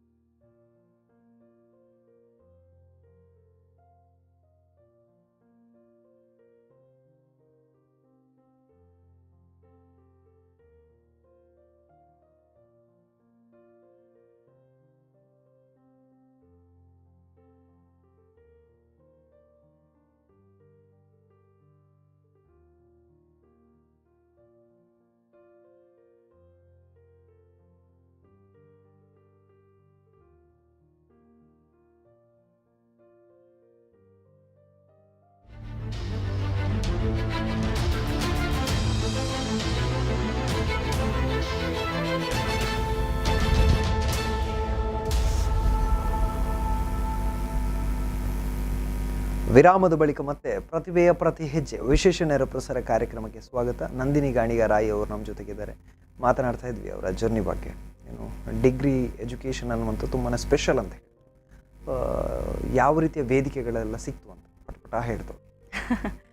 ಡಿಗ್ರಿಲಿ ಫಸ್ಟಿಗೆ ನನಗೆ ಸಿಕ್ಕಿದ್ದು ಸೂಪರ್ ಸಿಂಗರ್ 2 ಸ್ಟೇಜ್ ನಮ್ಮ ಟಿವಿದು. ಸೊ ಅದು ನನ್ನ ಲೈಫಿದು ಫಸ್ಟ್ ರಿಯಾಲಿಟಿ ಶೋ. ಆ್ಯಂಡ್ ನಾನು ಟ್ರ್ಯಾಕ್ ಸಿಂಗಿಂಗ್ ಮತ್ತು ಲೈವ್ ಸಿಂಗಿಂಗ್ ಮಾಡಿದ್ದು ಅದೇ ಸ್ಟೇಜಲ್ಲಿ. ಅದೊಂದು ಫುಲ್ ಕಂಪ್ಲೀಟ್ ಪ್ಯಾಕೇಜ್ ಆಗಿತ್ತು. ಬಟ್ ನಾನು ಹೇಳಿದೆ ಅಲ್ವಾ, PUC ಆದಮೇಲೆ ಪ್ರಾಕ್ಟೀಸ್ ಮಾಡ್ತಾ ಇದ್ದೆ ತುಂಬ ಅಂತ. ಸೊ ನಮ್ಮ ಟಿವಿದು ಆಡಿಷನ್ ಆ್ಯಕ್ಚುಲಿ ಹೋಗ್ಲಿಕ್ಕೆ ಇರಲಿಲ್ಲ. ಬಟ್ 2 ಸೀನಿಯರ್ಸ್ ಹೀಗೆ ಫ್ರೀ ಪೀರಿಯಡಲ್ಲಿ ಕೂತ್ಕೊಂಡಿದ್ವಿ. ಆ್ಯಂಡ್ ನಮ್ಮ ಹತ್ತಿರದ ಕಾಲೇಜಲ್ಲಿ ಆಡಿಷನ್ ಇದ್ದದ್ದು. ಸೊ ನಾವು ಒಂದು ಟ್ರೈ ಕೊಡುವ ಅಂತ ಹೋದ್ವಿ. ಸೊ ಅಲ್ಲಿ ಹೋಗಿ ನೋಡಿದಾಗ ಆಲ್ ಓವರ್ ಕರ್ನಾಟಕದಿಂದ ಜನರಿದ್ದರು, ಥೌಸಂಡ್ಸ್ ಆಫ್ ಪೀಪಲ್ ಇದ್ದರು. ಹಾಗೆ ನನಗೆ ಫೀಲ್ ಇತ್ತು ಕಾಲೇಜಲ್ಲೇ ಸೆಲೆಕ್ಟ್ ಆಗಲಿಲ್ಲ, ಇನ್ನು ಇಲ್ಲಿ ನೋವೇ ಅಂತ. ಆದರೆ ನನ್ನ ಪ್ರಾಕ್ಟೀಸ್ನ ಬಗ್ಗೆ ಸ್ವಲ್ಪ ಧೈರ್ಯ ಇತ್ತು ನನಗೆ. ಸೊ ನಾನೊಂದು ಆಡಿಷನ್ ಕೊಟ್ಟೆ. ಬಟ್ ಸೆಲೆಕ್ಟ್ ಆಗ್ತೀನಿ ಅನ್ನೋ ಧೈರ್ಯ ಇರಲಿಲ್ಲ. ಸ್ವಲ್ಪ ದಿನ ಆದಮೇಲೆ ಕಾಲ್ ಬಂತು ಮೇಗಾ ಆಡಿಷನ್ಗೆ. ಸೊ ಮೇಗಾ ಆಡಿಷನ್ ನಮಗೆ ಟ್ರ್ಯಾಕ್ ಸಿಂಗಿಂಗ್ ಮಾಡಲಿಕ್ಕಿತ್ತು. ಅಲ್ಲಿ ಇದ್ದರು ಜಡ್ಜಸ್ ಲೈಕ್ ಗುರುಕಿರಣ್ ಸರ್ ಇದ್ದರು, ವಿ ಮನೋಹರ್ ಸರ್ ಇದ್ದರು, ಕದ್ರಿಮಣಿಕಾಂತ್ ಸರ್ ಇದ್ದರು, ರಾಜ್ಗೋಪಾಲ್ ಸರ್ ಇದ್ದರು. ಅವ್ರ ಮುಖ ನೋಡುವಾಗಲೇ ಅರ್ಧ ನರ್ವಸ್ ಆಗಿದ್ದೆ. ಆದರೆ ಅವರು ಲೈಕ್ ಬೀಯಿಂಗ್ ಜಡ್ಜಸ್ ಅವ್ರು ತುಂಬ ಸಪೋರ್ಟಿವ್ ಆಗಿದ್ದರು. ಆ್ಯಂಡ್ ಇವನ್ ಟೀಮ್, ಅವರ super singer 2 team, entire team ತುಂಬ ಚೆನ್ನಾಗಿತ್ತು. ಸೊ ದೇವರ ದಯ ಕೂಡ ಇತ್ತು, ಪೇರೆಂಟ್ಸ್ ಸಪೋರ್ಟ್ ಕೂಡ ಇತ್ತು, ಆ್ಯಂಡ್ ಸ್ವಲ್ಪ ಎಫರ್ಟ್ ನಂದು ಕೂಡ ಇತ್ತು. ಸೊ ಅಲ್ಲಿ ನಾನು ಆಡಿಷನಲ್ಲಿ ಸೆಲೆಕ್ಟ್ ಆಗೋದಿಲ್ಲ ಅಂತ ಅಂದ್ಕೊಂಡವಳು ಫೈನಲ್ ತನಕ ರೀಚ್ ಆದೆ. ಸೊ ಅದು ನನ್ನ ಫಸ್ಟ್ ಸ್ಟೇಜ್, ಇಲ್ಲಿ ನನಗೆ ಎಕ್ಸ್ಪೀರಿಯನ್ಸ್ ಸಿಕ್ಕಿತ್ತು. ಆ್ಯಂಡ್ ಆ ಸ್ಟೇಜಲ್ಲಿ ನಾನು ಫಸ್ಟ್ ಸಾಂಗಿಂದ ಲಾಸ್ಟ್ ಸಾಂಗ್ ತನಕ ಕೂಡ ಅದು ನನ್ನ ಫಸ್ಟ್ ಟ್ರೈಯೇ ಆಗಿತ್ತು. ಸೊ ಅದಾದಮೇಲೆ ನನಗೆ ಇವೆಂಟ್ಸ್ ಎಲ್ಲ ಸಿಗಲಿಕ್ಕೆ ಸ್ಟಾರ್ಟ್ ಆಯಿತು. ಆ್ಯಂಡ್ ಅದಕ್ಕೆ ಮುಂಚೆ ನನಗೆ ನಮ್ಮ ಟಿವಿಗೆ ಕೆಲವು ಸಾಂಗ್ ಸಜೆಷನ್ಸ್ ಮಾಡ್ತಾ ಇದ್ದದ್ದು ಭರತ್ ಗಟ್ಟಿ ಅಂತ, ನಿಮಗೆ ಪರಿಚಯ ಇರ್ಬೋದು ಎಲ್ರಿಗೂ. ಅವರು ಈಗ music composer and singer. So ಅವರು ನನಗೆ ಸಾಂಗ್ ಸಜೆಷನ್ಸ್ ಕೊಡ್ತಾಯಿದ್ರು. ಅದಾದಮೇಲೆ ಇವೆಂಟಿಗೆ ಕೂಡ ನಾನು ಫಸ್ಟ್ ಇಂಟ್ರೊಡ್ಯೂಸ್ ಮಾಡಿದ್ದು ಅವರೇ, ಭರತ್ ಗಟ್ಟಿ. ಸೊ ಈವೆಂಟ್ ಅನ್ನುವಂಥ ಜರ್ನಿ ಸಿಗುತ್ತೆ. ಸೊ ಒಂದು ಮಾಧ್ಯಮದಲ್ಲಿ ಕಾಣಿಸ್ಕೊಳ್ತೀರಾ, ಜೊತೆಗೆ ಒಂದು ರಿಯಾಲಿಟಿ ಶೋನಲ್ಲಿ ಗುರುತಿಸ್ಕೊಳ್ತೀರಾ, ಜಡ್ಜಸ್ಸಿಂದ ಕೂಡ ಕಮೆಂಟ್ಸ್ ಕೂಡ ಸಿಗುತ್ತೆ. ಸಂಗೀತದ ಒಂದು ಒಳ್ಳೆ ಜರ್ನಿ ಅಂತ ಹೇಳ್ಬೋದು. ಸೊ ಆ ಬಳಿಕ ನಿಮಗೆ ಈವೆಂಟ್ಸ್ ಸಿಗೋದಕ್ಕೆ ಪ್ರಾರಂಭ ಆಗುತ್ತೆ. ಅದು ಎಷ್ಟು ಆಧಾರ ಆಯಿತು ನಿಮ್ಮ ಈ ಒಂದು ಸಂಗೀತದ ಜರ್ನಿಗೆ ಅಂತ? ತುಂಬ ಹೆಲ್ಪ್ ಆಯಿತು. ಅಂದರೆ ಫಸ್ಟಿಗೆ ಹೆದರಿಕೆ ಆಗ್ತಾಯಿತ್ತು. ಅಂದರೆ ಇವೆಂಟ್ಸ್ ಅಂದರೆ ನಮಗೆ ಎಷ್ಟೋ ಸಾಂಗ್ಸ್ ಗೊತ್ತಿರಬೇಕಲ್ವಾ. ಅಂದರೆ ನನಗೆ ಅಲ್ಲಿ ಲಿಮಿಟೆಡ್ ಸಾಂಗ್ಸ್ ಗೊತ್ತಿದ್ದದು. ಆ್ಯಂಡ್ ಪ್ರತಿ ಸಾಂಗ್ ನಾನು ರಿಯಾಲಿಟಿ ಶೋಲ್ಲಿ ಏನು ಹೇಳ್ತಿದ್ದೆ ಅದು ಫಸ್ಟ್ ಟ್ರೈ ಆಗಿತ್ತು. ಸೊ ಇದಕ್ಕೆ ಬಂದಾಗ, ನನ್ನ ಆರ್ಕೆಸ್ಟ್ರಾ ಫೀಲ್ಡಿಗೆ ಬಂದಾಗ ನಾನು ಬೇಸ್ ವಾಯ್ಸಲ್ಲಿ ಮಾತ್ರ ಹಾಡ್ತಿದ್ದದ್ದು. ಬಟ್ ಆರ್ಕೆಸ್ಟ್ರಾ ಫೀಲ್ಡಲ್ಲಿ ನಮಗೆ ಹೆಡ್ ವಾಯ್ಸಲ್ಲೂ ಹಾಡಬೇಕು, ಮೆಲೋಡಿ ಸಾಂಗ್ಸ್ ಎಲ್ಲ ಹಾಡಬೇಕಲ್ವ ನಾವು. ಸೊ ಫಸ್ಟಿಗೆ ತುಂಬ ಕಷ್ಟ ಆಗಿತ್ತು. ಅಂದರೆ ಅಷ್ಟು ಸಾಂಗ್ಸ್ ಗೊತ್ತಿರಬೇಕು, ಎಷ್ಟೋ ಸಾಂಗ್ಸ್ ಗೊತ್ತಿರಬೇಕು ನಮಗೆ. ಸೊ ಫಸ್ಟಿಗೆ ಒಂದು ಆರ್ಕೆಸ್ಟ್ರಾ ಸಿಕ್ಕಿದ್ರೆ ಮುಂಚಿನ ದಿನ ಫುಲ್ ಡೇ ಪ್ರಾಕ್ಟೀಸ್ ಮಾಡ್ತಿದ್ದೆ ಬೇರೆ ಸಾಂಗ್ಸನ್ನು. ತುಂಬ ಜನರ ಹತ್ರ ಕೇಳ್ತಿದ್ದೆ ನಾನು, ನನಗೆ ರೆಕಮೆಂಡ್ ಮಾಡಿ ಸಾಂಗ್ಸ್ ಅಂತ. ಸೊ ಹಾಗೆ ಸ್ಟಾರ್ಟ್ ಆದ ಇವೆಂಟ್ಸ್ ಈಗ ಆರಾಮಾಯಿದೆ, ಖುಷಿ ಇದೆ. ಈಗ ಅದರಲ್ಲಿ ಒಂದು ಧೈರ್ಯ ಇದೆ, ಯಾವ ಇವೆಂಟ್ಸ್ ಸಿಕ್ಕಿ ಕೂಡ ಮಾಡಬಹುದು ಅನ್ನೋದು. ಹೌದು, ರೈಟ್. ಜೊತೆಯಲ್ಲಿ ಒಂದಿಷ್ಟು ಆಲ್ಬಮ್ ಸಾಂಗ್ಗಳನ್ನು ಕೂಡ ಮಾಡುವಂಥ ಪ್ರಯತ್ನ ಮಾಡ್ತೀರಾ. ಸೊ ಯಾವ ಆಲ್ಬಮನ್ನು ಮಾಡಿದ್ರಿ? ಫಸ್ಟಿಗೆ ನನಗೆ ಸೂಪರ್ ಸಿಂಗರ್ 2 ಅಲ್ಲಿ ಒಂದು ಕಂಟೆಸ್ಟೆಂಟ್ ಆಗಿದ್ದರು, ಸಂತೋಷ್ ಕುಂಬ್ಳೆ ಅಂತ. ಅವರು ನನ್ನನ್ನು ಸಂದೇಶ್ ಬಾಬಣ್ಣ ಅಂತ ಇದ್ದಾರೆ ಮ್ಯಾಂಗ್ಳೂರಲ್ಲಿ, ಅವರು music producer, and Shivaprasad sir ಅಂತ ಇದ್ದಾರೆ ಲಿರಿಕ್ಸಿಸ್ಟ್. ಅವರಿಬ್ಬರಿಗೆ ನನ್ನನ್ನು ಪರಿಚಯ ಮಾಡಿಕೊಟ್ಟದ್ದು ಸಂತೋಷ್ ಕುಂಬ್ಳೆ ಸರ್. ಸೊ ಅವರಿಗೆ ವಾಯ್ಸ್ ಇಷ್ಟ ಆಗಿ ಅವರೊಂದು ಆಲ್ಬಮನ್ನು ಹಾಡಿಸಿದ್ರು ನನ್ನ ಕೈಯಲ್ಲಿ, ಉಸಿರಲ್ಲಿ ಏರಿಳಿತ ಅಂತ. ಅದು ನನ್ನ ಫಸ್ಟ್ ಆಲ್ಬಮ್. ಅದಾದಮೇಲೆ ಅದೇ ಟೀಮ್ ನನ್ನನ್ನು 1975 ಮೂವಿದ್ದು ಒಂದು ಸಾಂಗಿಗೆ ಸೆಲೆಕ್ಟ್, ಹಾಗೆ ಆಲ್ಬಮ್ ಸ್ಟಾರ್ಟ್ ಆಯಿತು. ಆ ಒಂದು ಆಲ್ಬಮಿಂದಾಗಿ ಒಂದು ಸಿನಿಮಾವನ್ನೇ ಪಡ್ಕೊಂಡಿರ್ತಾವೆ. ಎಲ್ಲವೂ ಕೂಡ ನಿಮ್ಮ ಎಫರ್ಟ್ಸ್ ಜೊತೆಗೆ ನಿಮ್ಮ ಜೊತೆ ಇದ್ದಂಥ ಟೀಮ್ ಮೆಂಬರ್ಸ್ ಅಂತ ಹೇಳ್ಬೋದು, ಅವರು ಕೂಡ ಸಪೋರ್ಟ್ ಮಾಡಿದ್ದಾರೆ. ಸೊ ಸಿನಿಮಾದ ಜರ್ನಿ ಎಷ್ಟು ಸ್ಪೆಷಲ್ ಅನ್ನಿಸ್ತದೆ ಇವಾಗ ನೋಡಿದಾಗ ಅಂತ? ಅಂದರೆ ಆಗ ರೆಕಾರ್ಡ್ ಮಾಡುವಾಗ ಏನೂ ಡಿಫ್ರೆನ್ಸ್ ಅಂತ ಅನ್ನಿಸ್ಲಿಲ್ಲ ಆ್ಯಕ್ಚುಲಿ. ಅಂದರೆ ಆಲ್ಬಮ್ ಹೇಗೆ ಹಾಡಿದ್ವಿ ಹಾಗೆ, ಅಂದರೆ ಆಲ್ಬಮ್ ಒಂದು 4-5 ಹಾಡಿದ್ದೆ. ಸೊ ಅದೇ ಥರ ಅಂತ ಅನ್ನಿಸ್ತು. ಬಟ್ ಅದು ರಿಲೀಸ್ ಆದಮೇಲೆ ಅದಕ್ಕೆ ಬಂದ ರೆಸ್ಪಾನ್ಸ್ ಆ್ಯಂಡ್ ಜನರು ಅದನ್ನು ರಿಸೀವ್ ಮಾಡಿದ ರೀತಿ ನನಗೆ ತುಂಬ ಸ್ಪೆಷಲ್ ಆಗಿ ಅನ್ನಿಸ್ತು. ಅಂದರೆ ಎಲ್ಲರೂ ಹೇಳ್ತಾರೆ, ಓ ಮೂವಿ ಇಡಪಂತ 1975 ಮೂವಿ ಇಡೋಲ್ಲ ಅಂತ. ನೋಡಿದವರು ಕೂಡ ತುಂಬ ಜನ ಎಂತ ಹೇಳ್ತೀವಿ ನಾವು ಅಪ್ರಿಷಿಯೇಟ್ ಮಾಡಿದರು, ಸಪೋರ್ಟ್ ಮಾಡಿದರು. ಆ್ಯಂಡ್ ಎಲ್ಲರೂ ಊರಿನವರು ಕೂಡ ಸಪೋರ್ಟ್ ಮಾಡಿದ್ರು ಲಾಸ್ಟಿಗೆ. ಅಂದರೆ ಜಾಸ್ತಿ ಆರ್ಟಿಸ್ಟ್ನವರಿಗೆ ಒಂದು ಕಷ್ಟ ಇರುತ್ತೆ, ಊರಲ್ಲಿ ರೆಕಗ್ನಿಷನ್ ಸಿಕ್ಕಿರಲ್ಲ.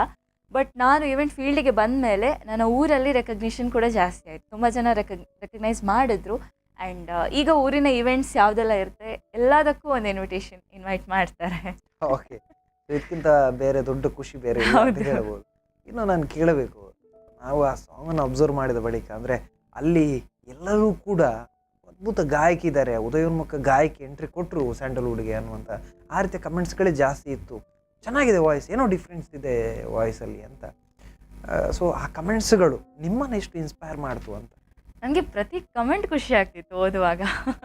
ಅಂದರೆ ನನಗೆ ಬಂದ ಯಾವುದೆಲ್ಲ ಕಮೆಂಟ್ಸ್ ಇದೆ ತುಂಬಾ ಖುಷಿಯಾಗಿತ್ತು. ಆ್ಯಂಡ್ ಮೇಯ್ನ್ ವರ್ಕ್ ನಮ್ಮ ಮ್ಯೂಸಿಕ್ ಡೈರೆಕ್ಟರ್ ಇದೆ ಅಲ್ಲಿ. ಬಿಕಾಸ್ ನಾನು ಬೇಸ್ ವಾಯ್ಸಲ್ಲಿ ಅದನ್ನು ಹಾಡೋದಿಲ್ಲ ಅಂತ ಹೇಳಿದೆ, ನನಗೆ ಆಗಲಿಕ್ಕಿಲ್ಲ. ಅದಂದರೆ ತುಂಬ ಡಿಫ್ರೆಂಟ್ ಇದೆ ಅಲ್ವಾ ಸಾಂಗ್, ಆಗಲಿಕ್ಕಿಲ್ಲ ಅಂತ. ಇಲ್ಲ ಆಗ್ತದೆ, ಒಂದು ಟ್ರೈ ಕೊಡಿ ಅಂತ ಹೇಳಿ ಬೇಸ್ ವಾಯ್ಸಲ್ಲಿ, ಕಂಪ್ಲೀಟ್ ಬೇಸ್ ವಾಯ್ಸಲ್ಲಿ ಹಾಡಿಸಿದ್ದು. ಅಂದರೆ ಎಷ್ಟೋ ಜನರಿಗೆ ಗೊತ್ತೇ ಆಗಲಿಲ್ಲ ನಾನು ಹಾಡಿದ್ದು ಅಂತ. ತುಂಬ ಜನ ಕೇಳಿ ತುಂಬ ಚೇಂಜಸ್ ಇದೆ ವಾಯ್ಸಲ್ಲಿ ಅಂತ. ಆ ವಾಯ್ಸಲ್ಲಿ ನಾನು ಹಾಡೋದೇ ತುಂಬ ಕಮ್ಮಿ. ಸೊ ಆ ವಾಯ್ಸಲ್ಲಿ ಒಂದು ಹಾಡಲಿಕ್ಕೆ ಅವರು ಅಪರ್ಚುನಿಟಿ ಕೊಟ್ಟರು. ಆ್ಯಂಡ್ ಅದನ್ನು ಜನರು, ನನಗೊಂದು ಡೌಟ್ ಇತ್ತು ಹೇಗೆ ಆಕ್ಸೆಪ್ಟ್ ಮಾಡ್ತಾರೋ ಏನೋ, ಅಂದರೆ ಅಂತೂ ರಫ್ ಆಗಿ ಕೇಳಿಸ್ಬೋದು ಹಾಗೆ ಏನೋ ಅಂತ.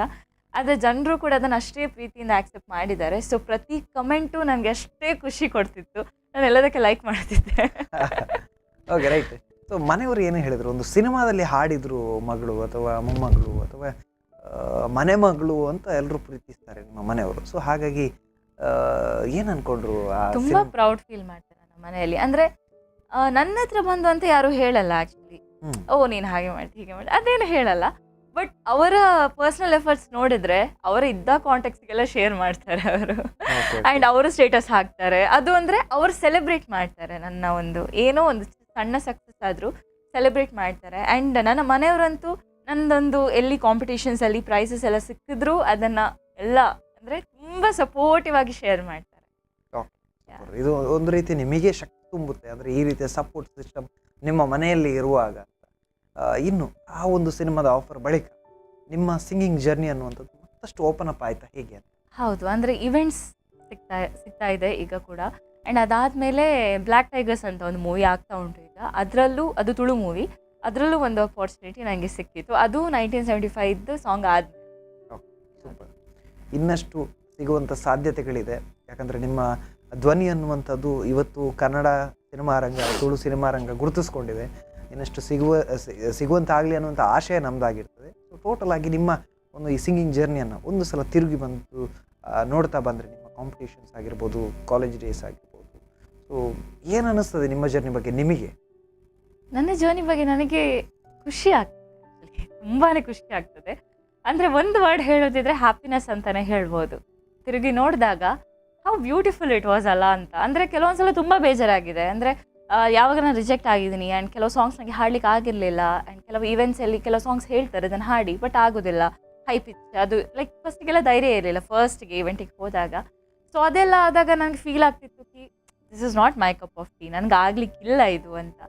ಬಟ್ ಅದಾದಮೇಲೆ ನಾನೇ ಎಷ್ಟು ಕಷ್ಟಪಟ್ಟಿದ್ದೀನೋ, ನಾನು ಟ್ರೈ ಮಾಡಿದ್ದೀನ ಅಂತ ನನಗೆ ಫೀಲ್ ಆಗ್ತದೆ. ಬಿಕಾಸ್ ನಾನು ನನ್ನ ಮನೆಯವ್ರ ಹತ್ರ ಕೇಳಿದ್ರೆ ಅದನ್ನೇ ಹೇಳ್ತೇನೆ, ನಾನೊಂಥರ ಕೇರ್ ಫ್ರೀ, ಆಗ್ತದೆ ಅದು ಅದಷ್ಟಕ್ಕೆ ಅಂತ ಆ ಥರ ಇರ್ತೀನಿ ನಾನು ಜಾಸ್ತಿಯಾಗಿ. ಬಟ್ ಸಿಂಗಿಂಗ್ ಫೀಲ್ಡಲ್ಲಿ ಮಾತ್ರ ನಾನು ಸ್ವಲ್ಪ ಎಫರ್ಟ್ ಹಾಕಿದ್ದೀನಿ ನನ್ನ ಸೈಡಿಂದ. ಅದರ ಬಗ್ಗೆ ನನಗೆ ಖುಷಿ ಉಂಟು. ಖಂಡಿತ. ಸೊ ಇನ್ನೊಂದು ಕೇಳಲೇಬೇಕು, ನಿಮ್ಮ ಜರ್ನಿಯ ಪ್ರತಿ ಸ್ಟೆಪ್ಪಲ್ಲಿ ನಿಮ್ಮ ತಾಯಂದ್ರು ಇರ್ಬೋದು, ಜೊತೆಗೆ ಅಜ್ಜಿ ಇರ್ಬೋದು, ಮನೆ ಮಂದಿ ಇರ್ಬೋದು, ನಿಮಗೆ ಸಪೋರ್ಟ್ ಮಾಡಿದಂಥ ಒಂದಷ್ಟು ಕಲಾವಿದರು ಇರ್ಬೋದು, ನಿಮ್ಮ ಜೊತೆ ನಿಂತಹ ಗಾಯಕರು ಇರ್ಬೋದು, ಸಜೆಸ್ಟ್ ಮಾಡ್ತಾಯಿದ್ರು ನೀವು ಈ ಥರ ಹೋಗಬೇಕು ಅಂತ. ಸೊ ಆ ನಿಮ್ಮ ಸಕ್ಸಸ್ಸನ್ನು ಕೂಡ ಅದೇ ರೀತಿಯಲ್ಲಿ ಅವರು ಸ್ವಾಗತಿಸಿ ಸೆಲೆಬ್ರೇಟ್ ಮಾಡ್ತಾಯಿದ್ರು. ಸೊ ಇವೆಲ್ಲ ನೋಡಿದಾಗ ನಿಮಗೆ ತುಂಬಾ ಖುಷಿ ಆಗ್ತಾ ಇರ್ಬೋದು. ಸೊ ಇವರೆಲ್ಲರಿಗೂ ಏನು ಹೇಳ್ತೀರ ನೀವು ಈ ಸಂದರ್ಭಕ್ಕೆ? ಎಲ್ಲರಿಗೂ, ನನ್ನ ಫ್ಯಾಮಿಲಿ ಆಗಲಿ, ನನ್ನ ಫ್ರೆಂಡ್ಸ್ ಆಗಲಿ, ಆ್ಯಂಡ್ ಆರ್ಟಿಸ್ಟ್ ಫೀಲ್ಡಲ್ಲಿ ತುಂಬ ಜನ ಆರ್ಟಿಸ್ಟ್ ಸಪೋರ್ಟ್ ಮಾಡಿದ್ದಾರೆ ನನಗೆ. ತುಂಬ ಒಬ್ಬರಿಬ್ರು ಅಂತಲ್ಲ, ನಾನು ಯಾರನ್ನೆಲ್ಲ ಮೀಟ್ ಆಗಿದ್ದೀನಿ ಅದರಲ್ಲಿ ಆಲ್ಮೋಸ್ಟ್ 90% ಆಫ್ ದ ಆರ್ಟಿಸ್ಟ್ಗಳು ನನಗೆ ತುಂಬಾ ಸಪೋರ್ಟ್ ಮಾಡಿದ್ದಾರೆ. ಸೊ ಎಲ್ರಿಗೂ ನನ್ನ ಪರವಾಗಿ ಒಂದು ದೊಡ್ಡ ಥ್ಯಾಂಕ್ಸ್ ಅಂತ ಹೇಳ್ತಾ ಇದ್ದೀನಿ. ಆ್ಯಂಡ್ ಹೀಗೆ ಇರಿ, ಬಿಕಾಸ್ ನಾನು ಈಗ ಯಾವ ಒಂದು ಲೈಫ್ ಸ್ಟೇಜಲ್ಲಿ ಇದ್ದೀನಿ, ನಾನು ಖುಷಿಯಾಗಿದ್ದೀನಿ, ಎಲ್ಲರ ಜೊತೆ ಖುಷಿಯಾಗಿದ್ದೀನಿ. ಬಿಕಾಸ್ ಎಲ್ಲರೂ ಹಾಗೆ ಇದ್ದಾರೆ ನನ್ನ ಜೊತೆ, ಹಾಗೇ ಇರಿ. ಸೊ ಯಾ, ಥ್ಯಾಂಕ್ ಯು ಎಲ್ರಿಗೂ. ಮುಂದಿನ ಕನಸು ಏನಿದೆ ನಿಮ್ಮ ಮುಂದೆ ಅಂತ ಇವಾಗ? ಏನು ಅಂತ ಹೇಳಬೇಕು, ನನ್ನ ಎಜುಕೇಷನ್ ಆಗ್ತಾ ಇದೆ, ನಾನು ಕಲಿತಾ ಇದ್ದೀನಿ. BSc ಆದಮೇಲೆ ನಾನೀಗ ಪ್ರೋಗ್ರಾಮಿಂಗ್ ಲ್ಯಾಂಗ್ವೇಜ್ ಕಲಿತಾ ಇದ್ದೀನಿ. ಸೊ ಅದು ಕಂಟಿನ್ಯೂ ಆಗಿ ಒಂದು ಸಣ್ಣ ಜಾಬನ್ನು ಎಕ್ಸ್ಪೆಕ್ಟ್ ಮಾಡ್ತಿದ್ದೀನಿ ಲೈಫಲ್ಲಿ. ಆ್ಯಂಡ್ ಅದಾದಮೇಲೆ ಸಿಂಗಿಂಗ್ ಫೀಲ್ಡಲ್ಲೂ ಏನೋ ಒಂದು ಸಾಧನೆ ಮಾಡಬೇಕು ಅಂತ. ಆ್ಯಕ್ಚುಲಿ ನಾನು ಈಗ ಮಾಡಿರೋದು ಏನೋ ಅಲ್ಲ, ಆ್ಯಕ್ಚುಲಿ ನೋಡಬೇಕಾದ್ರೆ ಇದೊಂದು ಸಣ್ಣ ಸ್ಟೆಪ್ ಅಂತ ಹೇಳ್ಬೋದು. ಸೊ ಇನ್ನೂ ರೆಕಗ್ನಿಷನ್ಗಿಂತ ಜಾಸ್ತಿ ನನ್ನ ವರ್ಕ್ ಮೇಲೆ ನನಗೆ ಖುಷಿ ಪಡೋ ಹಾಗೆ ಏನಾದರೂ ವರ್ಕ್ ಮಾಡಬೇಕು ಅಂತ ಸಿಂಗಿಂಗ್ ಮೇಲೆ. Okay, right. ಕನಸಿನಂತೆ ಎಲ್ಲವೂ ಕೂಡ ಈಡೇರಲಿ ಅನ್ನುವಂಥ ಆಶೆ, ಜೊತೆಗೆ ಇಷ್ಟೊಂದು ಎಫರ್ಟ್ ಹಾಕಿಕೊಂಡು ತಾವು ಹೆಜ್ಜೆ ಇಟ್ಟಿದ್ದೀರ. ಆ ಹೆಜ್ಜೆಯಲ್ಲಿ ಎಲ್ಲದರಲ್ಲೂ ಕೂಡ ಇವತ್ತು ಖುಷಿ ಪಡ್ತಾ ಇದ್ದಾರೆ ಆ ಹೆಜ್ಜೆಗಳ ಬಗ್ಗೆ ಅಂತ. ಇನ್ನು ಮನೆಯವರ ಸಪೋರ್ಟ್ ಇದೆ, ಸ್ನೇಹಿತರ ಸಪೋರ್ಟ್ ಇದೆ, ಅದೆಷ್ಟು ಕಲಾವಿದರ ಬೆಂಬಲ ಇದೆ, ನಿಮ್ಮ ಎಫರ್ಟ್ಸ್ ಅನ್ನುವಂಥದ್ದು ತುಂಬಾ ಇದೆ. ಹಾಗಾಗಿ ಇನ್ನು ಮುಂದಿನ ಜರ್ನಿ ಕೂಡ ನಿಮ್ಮ ಖುಷಿಯ ಜರ್ನಿ ಆಗಿರ್ತದೆ ಅನ್ನುವಂಥ ಆಶೆ ನಮ್ಮದಾಗಿರ್ತದೆ. ಸೊ ನಾನು ಈ ಸಂದರ್ಭದಲ್ಲಿ ಕೇಳಬೇಕು, ತುಂಬ ಜನ ಕಲಾವಿದರಿಗೆ ಒಂದು ಒಳಗೆ ನೋವಿರ್ತದೆ, ನಮಗೆ ವೇದಿಕೆಗಳಿಲ್ವಾ, ಅಥವಾ ನಮಗೆ ಮತ್ತೆ ಮತ್ತೆ ಸೋಲು ಸವಾಲು ಅಥವಾ ಇದೇ ಆಗಿರ್ತದ ಅಂತ. ಸೊ ಅಂಥ ಕಲಾವಿದರಿಗೆ ಏನಾದರೂ ಕಿವಿ ಮಾತು ಹೇಳೋದಿದ್ರೆ ಏನು ಹೇಳ್ತೀರಿ? ಓಕೆ, ಎಲ್ಲ ಕಲಾವಿದರಿಗೆ ಹೇಳುವಷ್ಟು ದೊಡ್ಡ ಕಲಾವಿದ ನಾನು ಅಲ್ಲ. ಆದರೆ ನಾನು ಹೇಳ್ತೀನಿ ನನ್ನ ಎಕ್ಸ್ಪೀರಿಯನ್ಸ್ ಪ್ರಕಾರ. ಎಷ್ಟೋ ಸಲ ರಿಜೆಕ್ಟ್ ಆಗಿದ್ದೀನಿ, ಎಷ್ಟೋ ಸಲ ಕೆಲವು ಸಾಂಗ್ಸ್ ಈಗ ಹಾಡ್ತೀನಿ, ಬಟ್ ಮುಂದೆ ನೋಡುವಾಗ ನನಗೆ ಇದಾಗಲಿಕ್ಕೆ ಇಲ್ಲ ಅಂತ ಅನಿಸಿದ ಕೆಲವು ಸಾಂಗ್ಸನ್ನು ಈಗ ಟ್ರೈ ಮಾಡ್ತಿದ್ದೀನಿ ನಾನು. ಸೊ ಒಂದೇ ಹೇಳೋದು, ನಮಗೆ ರಿಜೆಕ್ಟ್ ಆದಾಗ, ಆಪರ್ಚುನಿಟಿ ಸಿಗದಾಗ ತುಂಬ ಬೇಜಾರಾಗ್ತದೆ ಆ ಟೈಮಲ್ಲಿ. ಬಟ್ ಒಂದ್ಸಲ ಅದಕ್ಕೆ ಸಿಕ್ಕಿತು, ಏನೋ ಒಂದು ಪ್ರತಿಫಲ ಸಿಕ್ಕಿತು ಅಂತ ಹೇಳಿದಾಗ ಆ ಬೇಜಾರೆಲ್ಲ ಮರೆತು ಹೋಗ್ತದೆ. ಸೊ ಯಾರು ಬೇಜಾರಲ್ಲಿ ಇದ್ದೀರಾ ಅವರಿಗೆ ಹೇಳ್ತಾ ಇದ್ದೀನಿ, ನೀವು ಟ್ರೈ ಮಾಡಿ ಆ್ಯಂಡ್ ದೇವರ ಮೇಲೆ ನಂಬಿಕೆ ಇಡಿ. ಆಬ್ವಿಯಸ್ಲಿ ಒಂದು ದಿನ ಸ್ಟೇಜ್ ಸಿಗ್ತದೆ ಎಲ್ಲ ಕಲಾವಿದರಿಗೆ. And yeah, thank you. So ಇಷ್ಟೊತ್ತು ನಿಮ್ಮ ಜೀವನದ ಒಂದಷ್ಟು ವಿಚಾರಗಳನ್ನು ಹಂಚ್ಕೊಂಡಿದ್ದೀರಾ ಬಹಳಷ್ಟು ಖುಷಿಯಿಂದ. ಪ್ರತಿ ಹೆಜ್ಜೆಗಳ ಬಗ್ಗೆ ಇವತ್ತು ಪ್ರತಿಭೆ ಪ್ರತಿ ಹೆಜ್ಜೆ ಕಾರ್ಯಕ್ರಮದಲ್ಲಿ ಮಾತನಾಡಿದ್ದೀರಾ. ಹಾಗಾಗಿ ನಿಮಗೆ ಸ್ಪಂದನ ಟಿವಿಯ ಕಡೆಯಿಂದ ಒಂದೊಳ್ಳೆ ವಿಶಸ್ಸನ್ನು ಕೊಡ್ತಾ ಇದ್ವಿ, ಜೊತೆಗೆ ಒಂದು ಜವಾಬ್ದಾರಿ ಕೂಡ ಇಲ್ಲಿಂದ. ಇನ್ನಷ್ಟು ಒಳ್ಳೆಯ ಜರ್ನಿ ನಿಮ್ಮದಾಗಲಿ, ಜೊತೆಗೆ ನಿಮ್ಮ ಜೊತೆ ಮತ್ತಷ್ಟು ಕಲಾವಿದರಿಗೂ ಕೂಡ ವೇದಿಕೆಯನ್ನು ಸೃಷ್ಟಿಸುವಂಥ ಒಂದು ಒಳ್ಳೆಯ ಅವಕಾಶ ಕೂಡ ನಿಮಗೆ ಸಿಗಲಿ ಅನ್ನುವಂಥ ಆಶಯ. ಒಳ್ಳೆಯದಾಗಲಿ, ಭವಿಷ್ಯ ಬಹಳಷ್ಟು ಉಜ್ವಲವಾಗಿರಲಿ ಅನ್ನುವಂಥ ಆಶಯದ ಜೊತೆಗೆ ಕಾರ್ಯಕ್ರಮಕ್ಕೆ ಬಂದಿರೋದಕ್ಕೆ ಅನಂತ ಧನ್ಯವಾದಗಳು. ಹಾಗೂ ಸ್ಪಂದನ ಟಿವಿ ನಿಮಗೆ first of all thank you so much. ಯಾಕೆಂದರೆ ಎಲ್ಲ ಟ್ಯಾಲೆಂಟ್ಸನ್ನು ಒಂದು ಪಿಕ್ ಮಾಡಿ ಅವರನ್ನು ರೆಕಗ್ನೈಸ್ ಮಾಡಿ ಅವರಿಗೆ ಒಂದು ಸ್ಟೇಜ್ ಕೊಡ್ತಾ ಇದ್ದೀರಾ. Thank you. ಆ್ಯಂಡ್ ನನ್ನನ್ನು ಕರೆದದ್ದಕ್ಕೂ ಇಡೀ ಟೀಮಿಗೆ ಆ್ಯಂಡ್ ನಿಮಗೂ thank you so much. Okay, ಧನ್ಯವಾದ. ನೋಡಿದ್ರಲ್ಲ ವೀಕ್ಷಕರೇ, ಎಲ್ಲ ಕಡೆಯಿಂದಲೂ ಕೂಡ ಸಹಕಾರ ಬೆಂಬಲ ಇದ್ದಾಗ ಅವರಲ್ಲೂ ಕೂಡ ಒಂದು ರೀತಿಯ ಎಫರ್ಟ್ಸ್ ಅನ್ನುವಂಥದ್ದು ಅಥವಾ ಆ ರೀತಿಯ ಗರ್ವ, ನಾನೇನಾದರೂ ಮಾಡಲೇಬೇಕು, ಈ ಫೀಲ್ಡಲ್ಲಿ ಇದ್ದು ಏನಾದರೂ ಸಾಧನೆ ಮಾಡಬೇಕು, ಇಷ್ಟು ಬೆಂಬಲ ಇಟ್ಕೊಂಡು ಸುಮ್ಮನೆ ಇರಬಾರ್ದು ಅಂತ. ಸೊ ಈ ಒಂದು ಭಾವನೆ ಒಂದು ವ್ಯಕ್ತಿಯನ್ನು ಎಲ್ಲಿಗೂ ಕೂಡ ಕೊಂಡೋಗುತ್ತೆ. ಹಾಗಾಗಿ ಬೆಂಬಲ ಇರಲಿ ಇರದೇ ಇರಲಿ, ನಾನೇನಾದರೂ ಮಾಡಬೇಕನ್ನುವಂಥ ಹಠ ಹೊಂದಿದ್ರೆ ಸಾಕು, ಜೀವನದಲ್ಲಿ ಸಾಧನೆ ಅನ್ನುವಂಥದ್ದು ತನ್ನಷ್ಟಕ್ಕೆ ಆಗುತ್ತೆ. ಹಾಗಾಗಿ ಆ ಹಠ, ಆ ಗರ್ವ ಅನ್ನುವಂಥದ್ದು ನಿಮ್ಮಲ್ಲಿ ಇರಲಿ ಅನ್ನುವಂಥ ಆಶಯದ ಜೊತೆಗೆ ಇದಾಗಿತ್ತು ಈ ಹೊತ್ತಿನ ವಿಶೇಷ ಸುದ್ದಿ ಹಾಗೂ ಮನೋರಂಜನೆಗಾಗಿ ನೋಡ್ತಾ ಇರಿ ಸ್ಪಂದನ ಟಿವಿ.